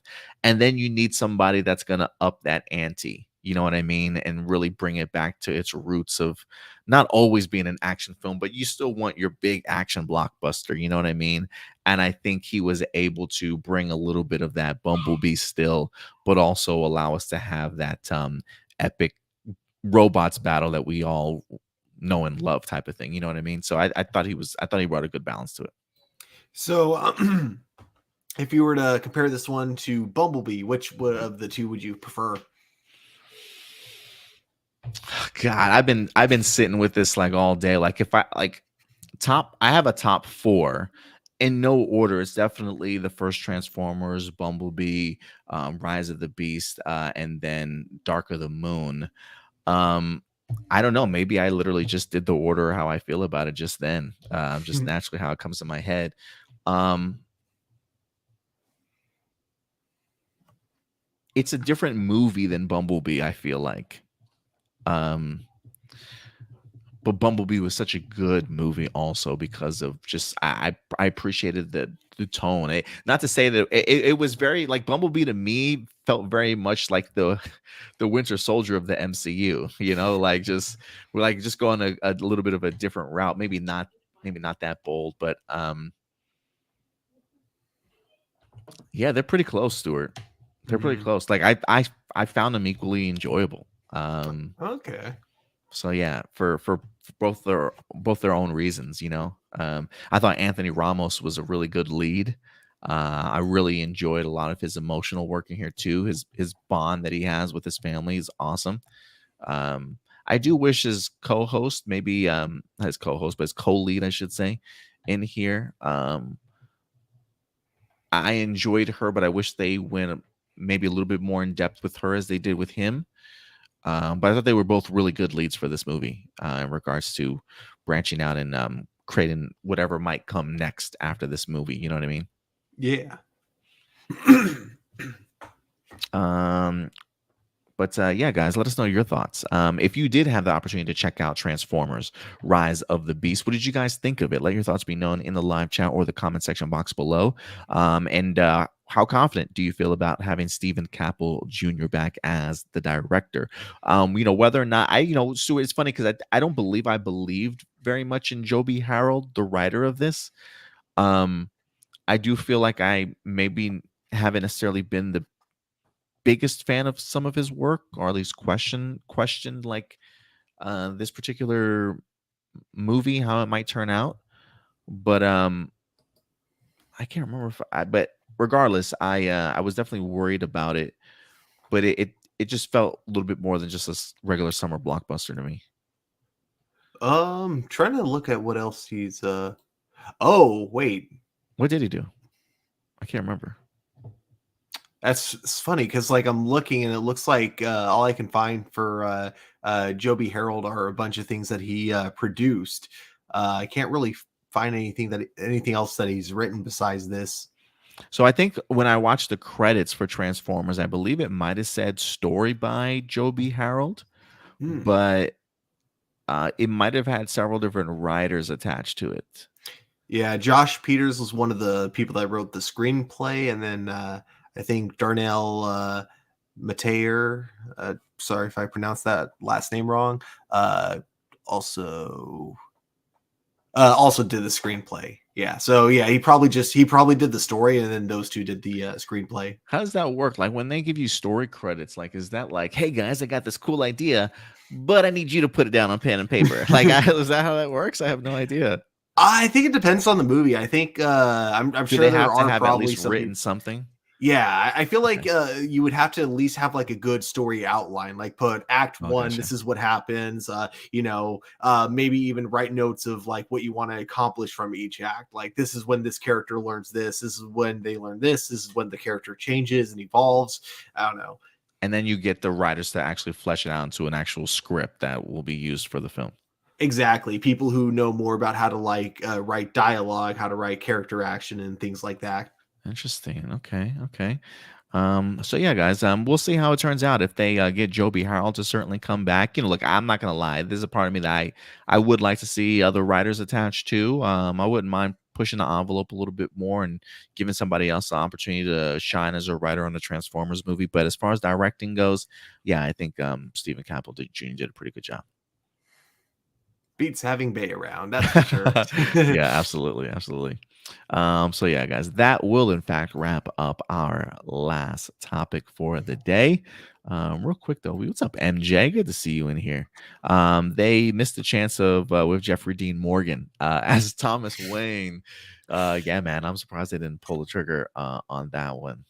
I'm just imagining like one of my favorite scenes from the comic book being played out with Jeffrey Dean Morgan and Ezra Miller, and I think it would have been perfect. The scene where specifically Thomas Wayne breaks one of his fingers, and it's like, if you mention my dead son's name again, another one goes.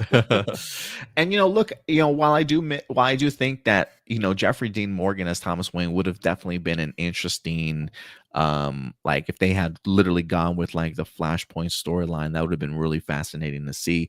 But I also don't want to take anything away from Michael Keaton, because I did enjoy Michael Keaton in here, but it's probably along the lines of what you stated, right? Like instead of utilizing him the way that they did, maybe if they actually gave it even more context, right, and really had him made him fit into a much bigger role in the movie, um, that probably would have went a really long way too. If they maybe switched him out for the Thomas Wayne, it would have been interesting. Is all I'm saying. But I really enjoyed Michael Keaton in here.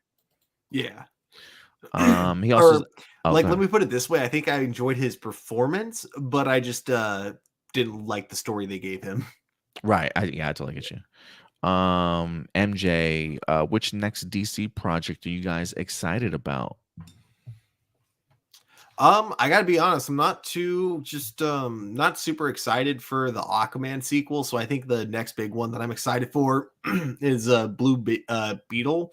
But then after that, I think the one that I'm most excited for though is of course Superman Legacy. Yeah, Superman Legacy is going to be pretty badass. Man, there's a few that I'm interested in. I'm really looking forward to Waller for sure. Definitely got my eyes on that along with Superman Legacy. I'm trying to look at the list of what else that they have that's out there. I'm definitely interested. I will say Lanterns always had my eye. Supergirl, very interested in. Paradise Lost sounds really fascinating. And yeah, I don't know how I feel about another Swamp Thing, honestly. I mean, if James Mangold maybe, but I think those three outside of like the traditional stuff, Lanterns, Supergirl, and Paradise Lost, I'm fascinated to see what route that they really go. But I think Waller could be awesome too.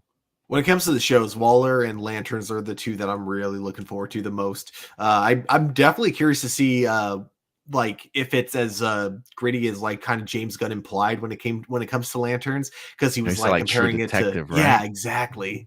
With that Yeah. kind of comparison, I'm really excited. Yeah, even MJ says Green Lantern series is going to be fire because we build the Blackest Night storyline with that story. We'll see. We'll see how what route Gunn goes with it for sure. Um. All right, Stuart. I think you know what time it is, sir. I believe it is time for live viewer questions. And we're going to go ahead and get to your guys' live viewer questions today. Hopefully, you guys submitted them over. Let me go ahead and Adam's always behind on something here. Okay, here we go. Let me get this ready. We appreciate you guys coming through with your live viewer questions today. Again, usually this I dropped really late this week, so it may not be too many, but we might also have some questions from last week that we didn't get to. So I do want to go from last week also, Stuart, if you don't mind. All right, then. Um, this is from Jessica Friedman from the previous week. Would you like a Spider-Gwen movie one day? And would you like to see Stargirl come back one day? Would you like to see Stargirl come back one day, Stuart?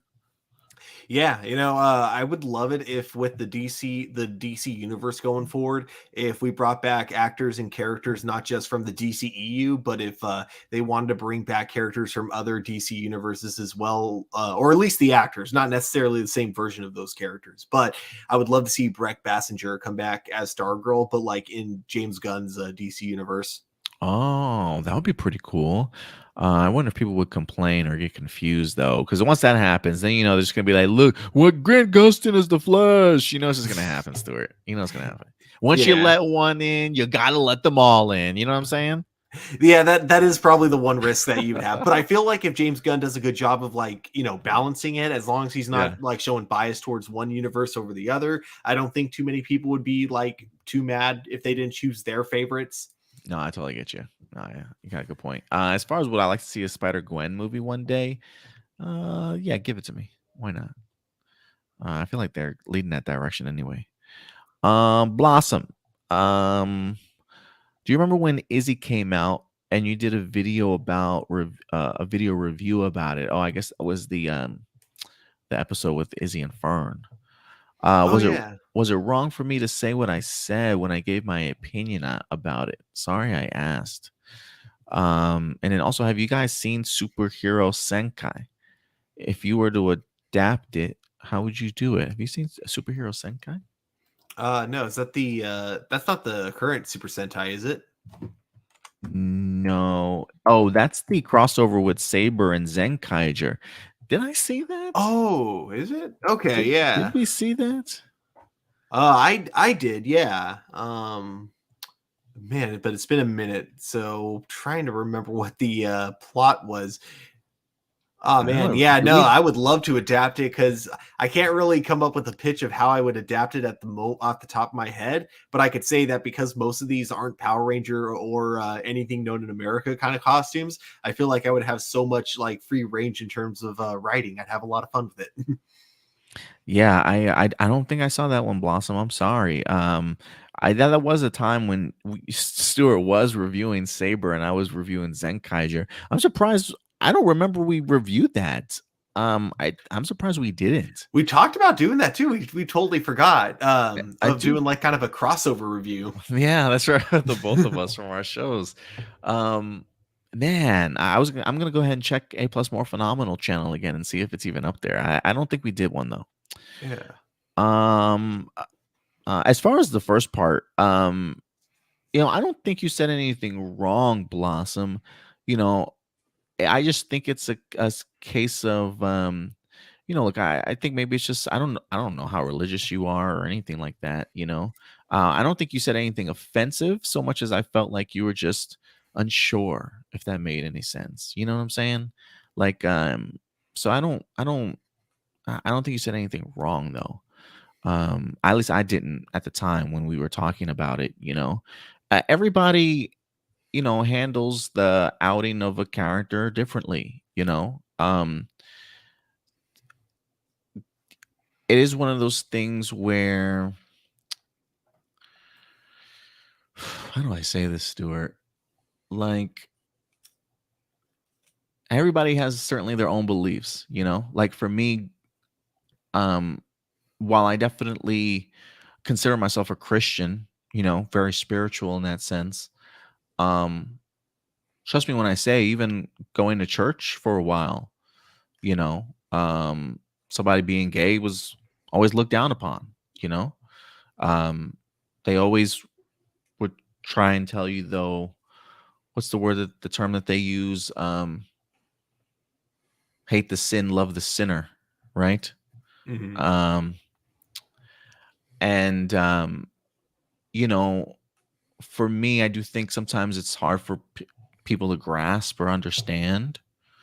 Um, but I think the key is always being open minded, you know, um, Like talking for to. me, oh, Oh, go ahead, Stuart. sorry. Like for me, like I grew up in a Christian family as well, but like it was very much like not like it's hard to say because like we never really talked about it in general for the most part, and it wasn't really until like years later where I found out that a lot of Christians were homophobic, because I can tell you for a fact I grew up in a Christian family that was not homophobic. And because just the topic of homosexuality never came up in church, I had no idea that that was like a common thing among a lot of Christians and just religious groups altogether.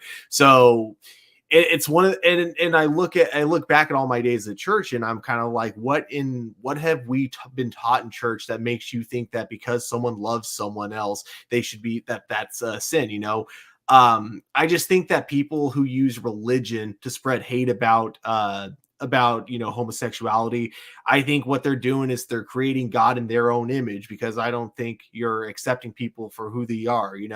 If we're all creating God's image, then clearly God wanted that person to love who they love. Clearly God accepts that person for who they are. So it blows my mind when like other Christians can't do the same. Yeah, it does. Trust me. I mean, I definitely feel uh while I don't go to church as much as I used to, I recognize that I'm not in the church every Sundays like I certainly used to, but there was definitely a significant portion of my life where I did, where Mhm. that was my life for me for a very long period of time.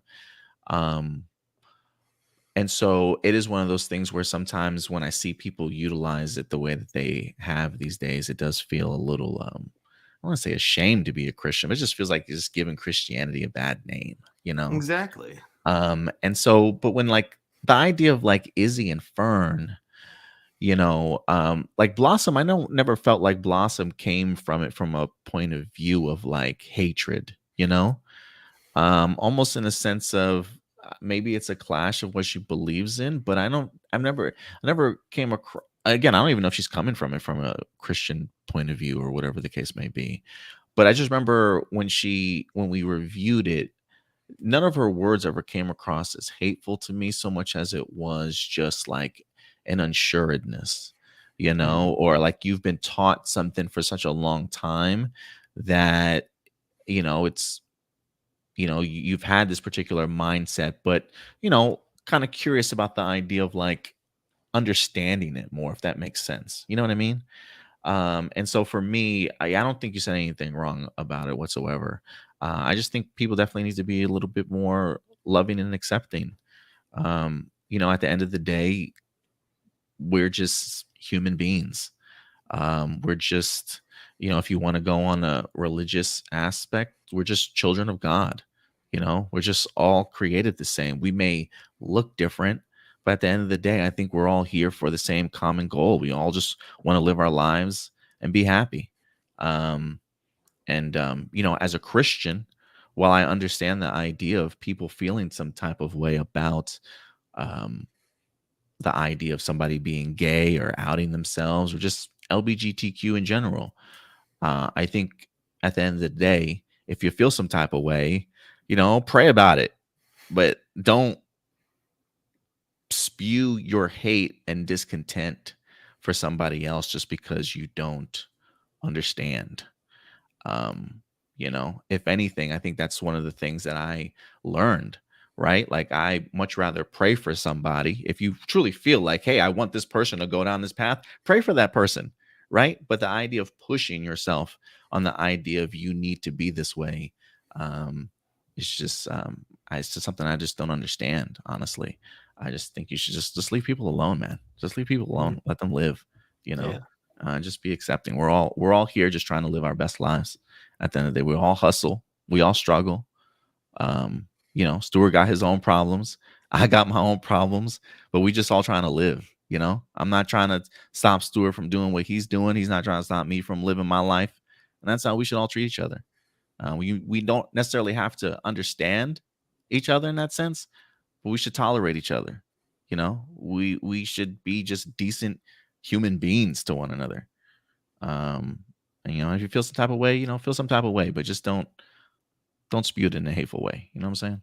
Yeah. Also, we got $20. Datila, what's up, Datila? Hey guys, dropping by to show support from my favorite DC Marvel store, the Star Wars Nerd Pop Culture Podcast. We appreciate it. Thank you so much, Datila. Certainly coming through. Yeah, guys, feel free to, if you want to ever support the channel, feel free to go ahead and do so. Definitely goes a long way, that's for sure. All right, who else we got here? Ram Jam. What are your thoughts on Simon Bennett leaving Power Rangers after Cosmic Fury? And have you ever watched the 70s Incredible Hulk TV show with Bill Bixby and the Amazing Spider-Man TV series? Nicholas Hammond, who portrayed Peter Parker. If so, what were your thoughts? Keep up the good work. Let's talk about this Marvel one real quick. Mhm. Um, so the Amazing Spider-Man TV one, I remember like I think movies. I don't know if I remember the television series, or maybe what I watched was like a VHS tapes of like several episodes. I can't remember what I watched, but Well, there I don't was a movie. It was a TV movie that turned into a TV show. So you might have watched the TV movie that spun off into the show. maybe that's what I'm thinking about. I never really watched the show like that, but surprisingly, the Incredible Hulk TV show is one that I I didn't want to say watch religiously. I don't recall like watching full seasons of this show, but I do remember repeats of this being on a lot. And I remember every once in a while definitely checking out quite a few Incredible Hulk TV show episodes. It definitely was a lot slower pace, especially for me growing up as a kid. Like, this is kind of boring, but you know, I don't necessarily know if I even finished. I probably finished a couple full episodes, but I just remember vividly that still being played on on repeat more than the Amazing Spider-Man TV show back in like the 80s and 90s when I was growing up. What about you, Stuart? I watched maybe a couple episodes here and there of The Incredible Hulk. And it wasn't that I didn't like it. It's just I never it would just be one of those shows that I would watch if there was nothing else on pretty much. But you know, I can see definitely where its fan base came from. Never watched a single episode of the Spider-Man show. The only live action Spider-Man TV show I saw was the Japanese Spider-Man, of course. Oh yeah. Spider-Man. Um but yeah, like it the Incredible Hulk definitely was a show of its time, but I it might be a show that one these days, if I got nothing to watch, I may actually go back and try to binge it. Yeah, give it a shot. If you do decide to binge it, let us know. Give us your review of it, man. Oh yeah. Yeah, it was just definitely a much different tone back in the day. For sure. But you guys let us know if you've I would definitely recommend checking it out if you haven't had the opportunity to sit down and watch the Incredible Hulk television series. Definitely give it a shot. Both movies are actually available on Tubi. Both Trial of the Incredible Hulk and Return or the Incredible Hulk Returns. Oh, so maybe check those out before checking out the TV series, maybe. Who knows? Yeah. I know And, Thor's in one of them. oh gosh. Okay. Yeah. Yeah. Well, maybe avoid that one. Ram Jam says, "What are your thoughts on Simon Bennett leaving Power Rangers after Cosmic Fury? Did you have a chance to read this that news, Stuart?" I did not, but I can't say I'm super surprised. Here, let me But yeah, if he's leaving, I kind of take that as almost like a confirmation that at least for a while we probably won't be getting any kids programming from Power Rangers. mhm. Which you know, totally fine. I think he did a great job for like the few seasons he was able to have more creative control. It would have been really nice if he could have taken over the franchise a little bit sooner, like during Ninja Steel, because it would have been really cool to see like what like both Ninja Steel and Beast Morphers could have been like if he had full creative control like he did with Dino Fury. Yeah, no, I definitely would. I definitely would have been interested to kind of see what he would have done with full control during that time. But yeah, this actually comes to us from the Illuminati. It says, Oh God! Speaking of homophobia, actually, this comment from Marcelino Vasquez. fun fact in Hulk's what Incredible Hulk 70s, they changed Bruce Banner to David Banner because they felt Bruce made him sound like he was getting really. Oh wow, that's crazy. I didn't know that. I was always wondering why they changed it. I have to look that up, see how accurate that is. That's crazy. Um, let's see here. Cosmic Fury executive producer Simon Bennett has revealed that the series will be his last 30th anniversary series of Power Rangers will conclude Bennett's run as a recent post on social media confirms his exit in reply to a fan.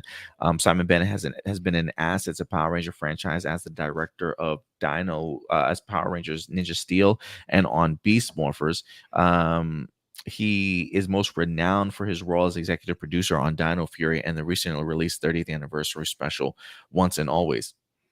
Many announcements were revealed by Simon Bennett during Hasbro Pulse event, including the new series Cosmic Fury and the new designs of the Rangers. Cosmic Fury has been revealed by Simon Bennett to be his last, which was revealed in a recent reply on social media. The executive producer personally responded to a fan expectations of the upcoming 30th series, to which he shared his excitement regarding the latest installment and addressed his concern for some fans. Does it say? Does it have it here? Oh, he says, yes, Twitter generally and fandom like Power Rangers can be a minefield. I would try to be polite and respectful, avoiding my tendencies to be combative at times. Cosmic Fury is my last hurrah with Power Rangers, and I want it to be given the best possible chance. So yes, he's got one last season and then Hasbro will be moving on. So yeah, a little bit sad, man. A little bit sad, Stuart. Yeah.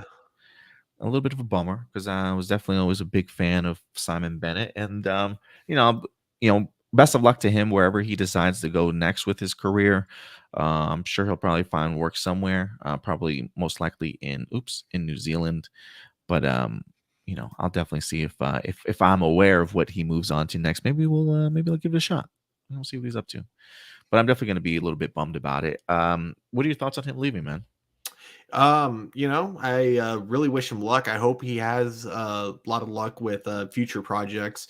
And yeah, I appreciate everything that he did with the franchise, for the franchise, and of course for the fans. The fact that he's the first showrunner we've really had that's interacted with the fans as much as he has. I just want to say, Simon, if you're listening to this podcast, we really, really appreciate that, your interest in the fans and in the franchise itself. Yeah, absolutely. I definitely echo those sentiments for sure, man. Look, if anything, I've always been a big cheerleader for Simon Bennett. You guys know that. I've been really impressed with some of his directorial work, especially on Beast Morphers. I definitely do think that he really just kind of helped create some really great vibes for Beast Morphers, and then just having a huge, expansive role when it comes to Dino Fury, just doing some really big things, giving us a fans just a ton of firsts that I think we've been asking for just a really long time. And listening to fans and doing his best to give us Easter eggs, give us that nostalgia, give us those things that we kind of enjoy, but at the same time still doing his best to kind of keep these stories grounded, really linked well together, and just telling some really fantastic stories. And so I think he's put together an incredible team behind him, great casting choices for sure.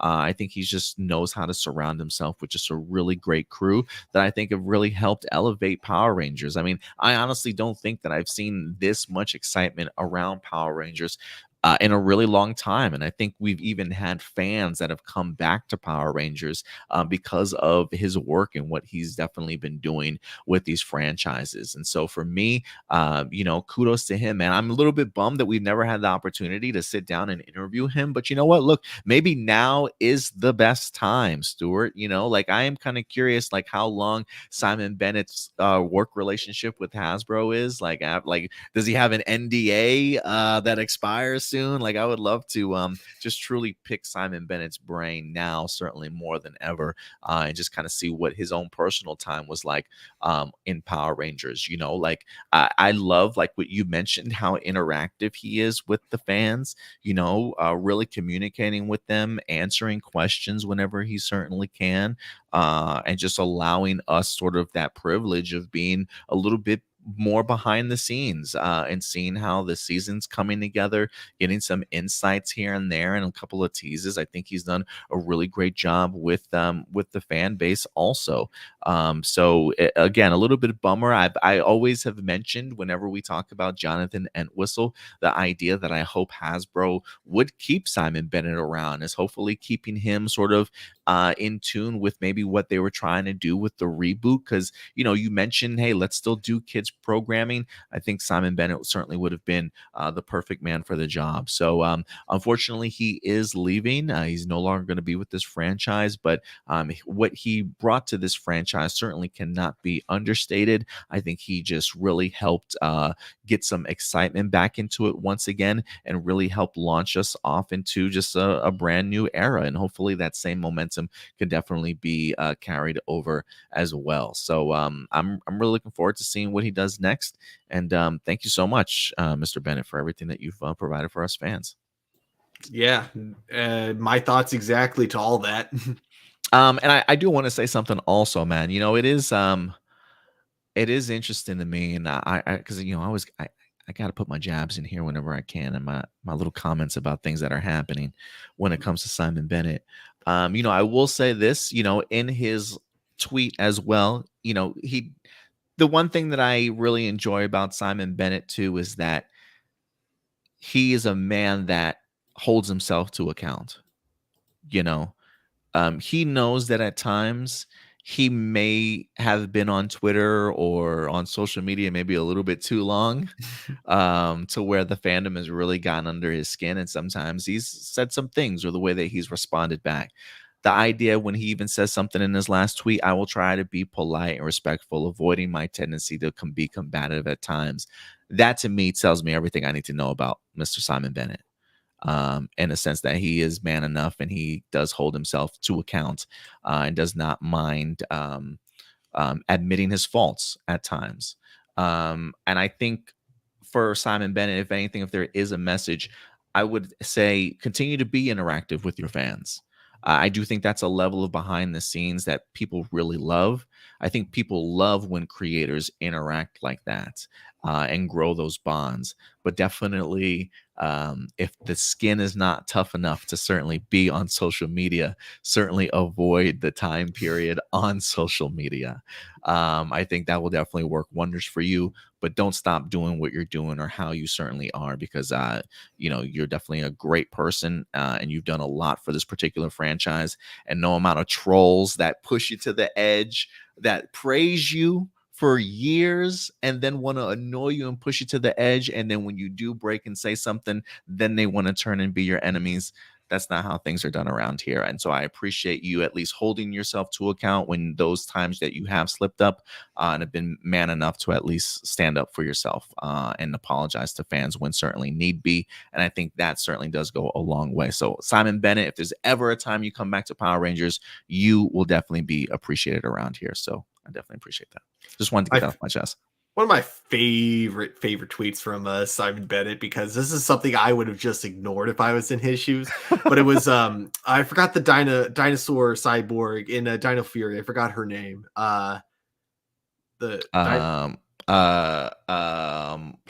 You know who I'm talking about, I know right? you're talking about. Yes. Yeah, go ahead. Well, like the photo of her was, out, as they were like Solon, that's right. So like Solon's photos were out, as Dino Fury was approaching. Someone's like, that's supposed to be a woman dinosaur. Where are her boobs? I would have ignored that, or I wouldn't have even replied if I was Simon Bennett. But not only did he reply, but he replied with the most mature answer like I could think of. He goes, it's a Solon's a dinosaur, not a mammal. Oh, wow. He kept educational at least. Yeah, exactly. He was educational about it, which is amazing. But yeah, there are definitely moments. It's just like sometimes just don't even be on social media. Just be careful. Just be careful, because it can't be a landmine around here.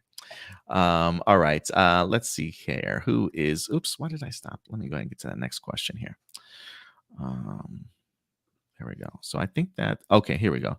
Marcelino, what are your thoughts on canceled spinoff of Stargirl Infinite Inc., where the story would have been about Jade, Obsidian, and Shade going around the country to find the kids of the deceased JSA to help them with their powers? Is that a thing?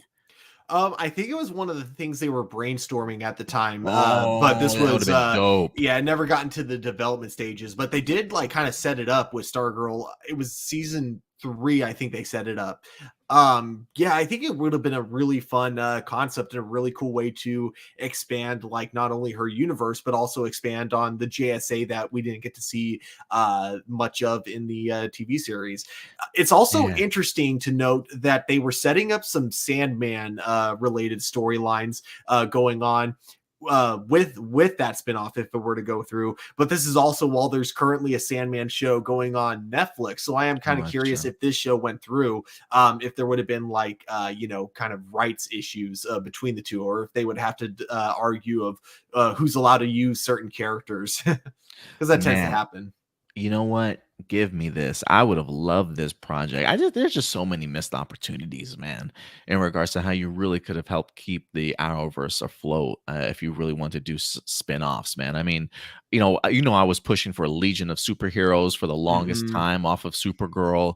I honestly thought that Legends of Tomorrow would give us a Justice Society of America series or something at one point in time.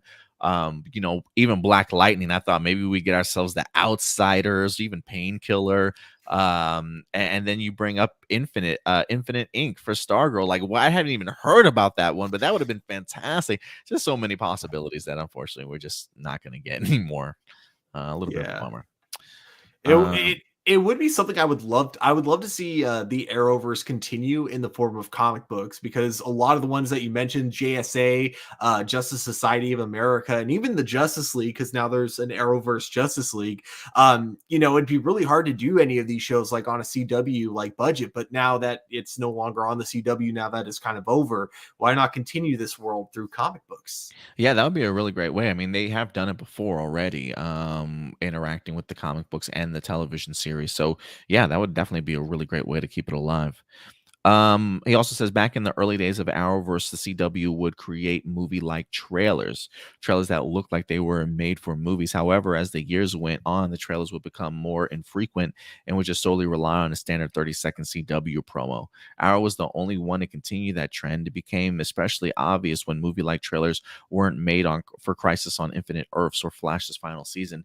Even Superman and Lois, despite its popularity, doesn't really want to try to promote its show like that and is just fine with 30-second promos. Why do you think the CW gave up on making trailers like that?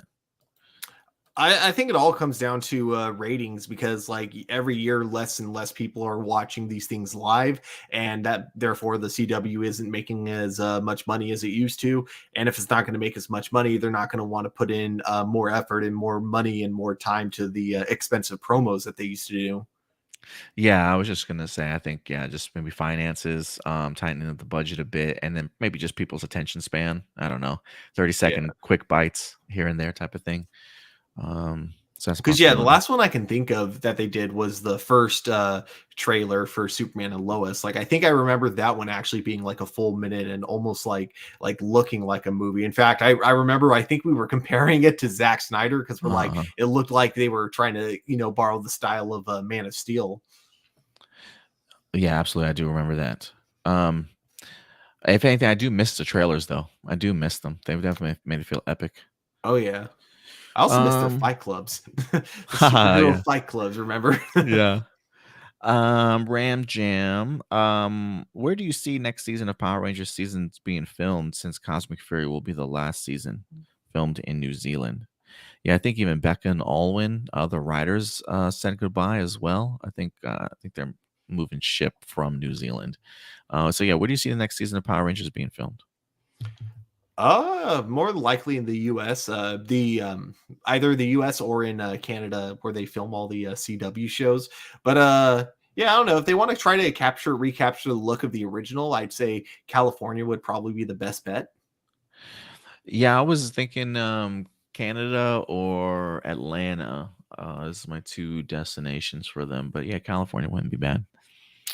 How do you think the Beyond the Spider-Verse will end? Which Spider-Man will make a cameo? What do you think, Stuart? I haven't seen Across the Spider-Verse, so my mindset might change after seeing the movie. So I don't want to necessarily answer this, but you've seen it. So how do you think Beyond the Spider-Verse will end? I don't want to say too much because I'd be spoiling like Uh, a big part of Here, Spider let me Across the take my Spider Verse. So I'm gonna take my headphones off, and then when you're done, do like this. oh, okay, I'll do Okay. like that. Yeah. Yeah. Okay. Okay. Go ahead. All right. So I think basically I think that Miles, even though they show him like getting ready to shock his way out of that trap that he's in at the very end, I actually think he's going to talk his way out of it. And basically, the Miles of that universe is going to try to get into the main Miles's universe, to live with his dad and everything. That's why I think it's going to be part of what happens. And then I think, Spider Gwen's group is going to be dealing with Miguel. And then I think the big climactic battle will, of course, be with the Spot, and that I do think Miles is going to have to make the ultimate sacrifice, and his dad's going to be the one to kind of convince him that it's okay to let him go. And then, he and his mom are going to live happily ever after afterwards, because, he's going to let her know that he's Spider-Man. And I don't know if he'll still have his connection with the other Spider people. If I had to guess, I would assume that probably the whole like Spider-Man, big Spider-Man thing will probably be disassembled by the end. But I don't have any specific predictions. I think in terms of cameo, I'm hoping we get Japanese Spider-Man, and I don't mean Penny Parker. I mean like from the show, Spider-Man. But other than that, yeah, that's those are my predictions at the very least. So nothing too specific. I can't believe you just ruined it for me. Spoiler alert. There's more than one Spider-Man in this movie. I ruined the whole thing now. Let's see here. Marcelino says, since it's Pride Month, I thought it would be a cool idea to dedicate my question to the LGBTQ plus community and to combat against the recent homophobia and transphobia that has been plaguing our society lately. What were some of the worst examples of queer baiting you ever saw on TV or film that might have upset you or pissed you off? What were some of the worst examples of the bury your gay tropes in film or television? It's funny. I think I saw this question that you might have posted last week, Marcelino. And I honestly hadn't. Well, I don't want to say I hadn't heard the term queer baiting before, but I didn't understand sort of what that meant at first. So really, the idea of like teasing the concept that they might be queer, but then not going all the way or admitting it or like just beating around the bush, is that kind of under the assumption of what I'm getting? Do you know any examples off the top of your head, Stuart? Because I Beauty had to and the look some of these Beast. up. Oh, Go ahead. Beauty and the Beast is the big one that even actually kind of pissed me off because just because of how much they were really promoting the fact that a certain character was gay, and then in the movie it's like barely touched upon, and yeah, even though technically it's confirmed by the writers that he's gay, so it wouldn't qualify as queer baiting. I think the way it was filmed qualifies under queer baiting personally.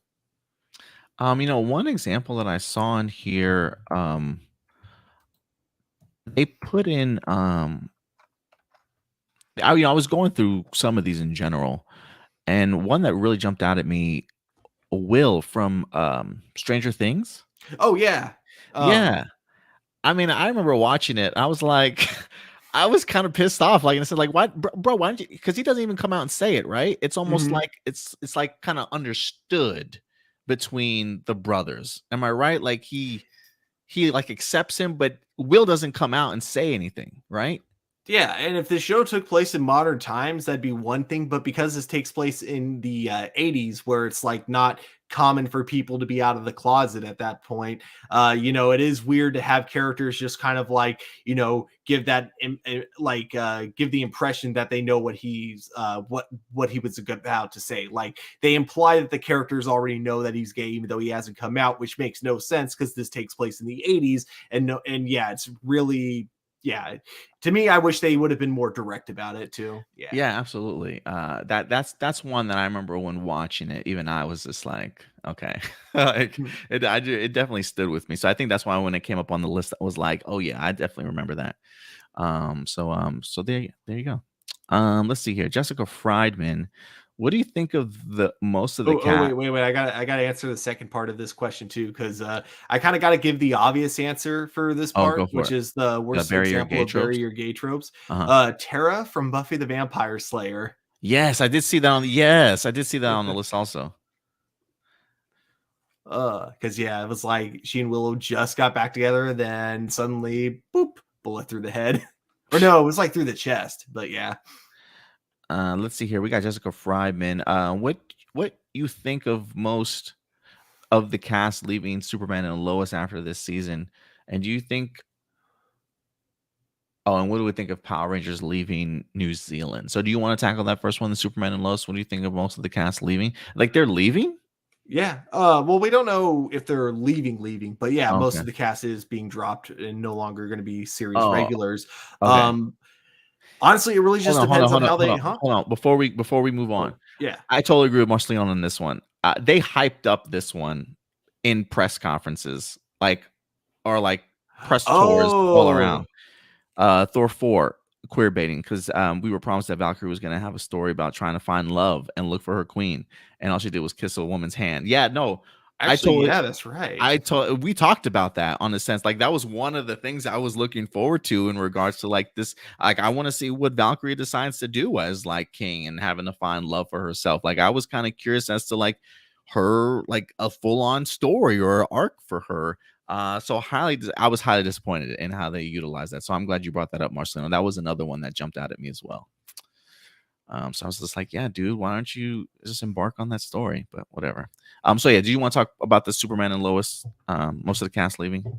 Oh yeah. So yeah, for the most part, it's I'm just very curious what the show is going to look like because it feels like it's going to be a very different type of show, especially with the Kent family and Lex Luthor being the only series regulars. It all just depends on how it's written. I have a lot of confidence in the writers, but they definitely have a challenge. Yeah, I totally agree. And we kind of already talked a little bit about the Power Rangers leaving New Zealand. Look, it's been a staple, but when it's been cheap for them to, film out there in the past. But I think it's time for a different era, and two, I think they're okay with the idea of putting more money towards the Power Rangers, and so maybe we actually get them on a nice set, nice new area, no recognizable places, no same fight scenes in same locations type of thing. So yeah, I'm perfectly okay with the move. Yeah. Blossom says, have you seen Yodana 3 yet? No, I have not. She says, I just saw it. No spoiling, but I'm just happy. Oh my goodness, that man stealing bitch isn't there. Let's just say you'd like Yodana. You'd like that Yodana girl more. Okay, interesting. If you were to adapt superhero Senkai, how would? Oh, we kind of already talked about that. Yeah, I have to see it. I don't think we've seen it already, but I do want to check out Yodana 3. Honestly, I was highly surprised as to how good Yodana 1 and 2 were certainly going to be. The action in that movie is ridiculous. I mean, eat your heart out, John Wick. Move aside the raid. Yodana is going to take care of it. I mean, the action is incredible if you haven't checked it out, Stuart. But I was really looking forward to it. And I do believe that they might even explore a love relationship for her in the third one with the Yellow Ranger from Kira Major, who he's already had a huge crush on her. So the idea of them maybe linking up, who certainly knows, but it definitely was teased in the trailer. So I'm excited to see it. But no, I have not seen it yet, Blossom. I'm looking forward to it, though. Awesome. All right, I think that is all the live viewer questions for today. So thank you very much, everybody that definitely participated in our questions. We certainly appreciate it. And again, thank you very much, Dantila, for the huge donation here. Again, guys, if you ever want to go ahead and support the channel in any way, super chats definitely do go a long way. You'll ultimately be brought to the front of the line. Your comment will certainly be answered and answered first. On top of that, all the support definitely does go to better quality production for the show, whether that be equipment, whether that be programs that we use on a monthly basis. Eventually get an opportunity to pay for maybe new faces and some familiar faces around here. So it definitely does go a long way. We definitely have big plans. As you guys know, we're rebranding a little bit. So everything does go a long way in regards to getting new designs worked up, business cards, all that good stuff. So we can continue to provide the best content for you guys. So if you want to send in super chats, super stickers, whatever you guys want to do, please go ahead and do so. If you can't support the channel monetarily that way, you know how you can. It's free. Hit that subscribe button, hit that like button, share these videos, guys. Let everybody know about Hero Report. Send them our way. We'll definitely take care of them, guys. So thank you so much for everybody's questions and certainly joining us once again this week. Stuart, if people want to reach out to you on social media, man, where can they find you? You guys can find me at TurboStew01 over on Twitter and on Instagram. Right.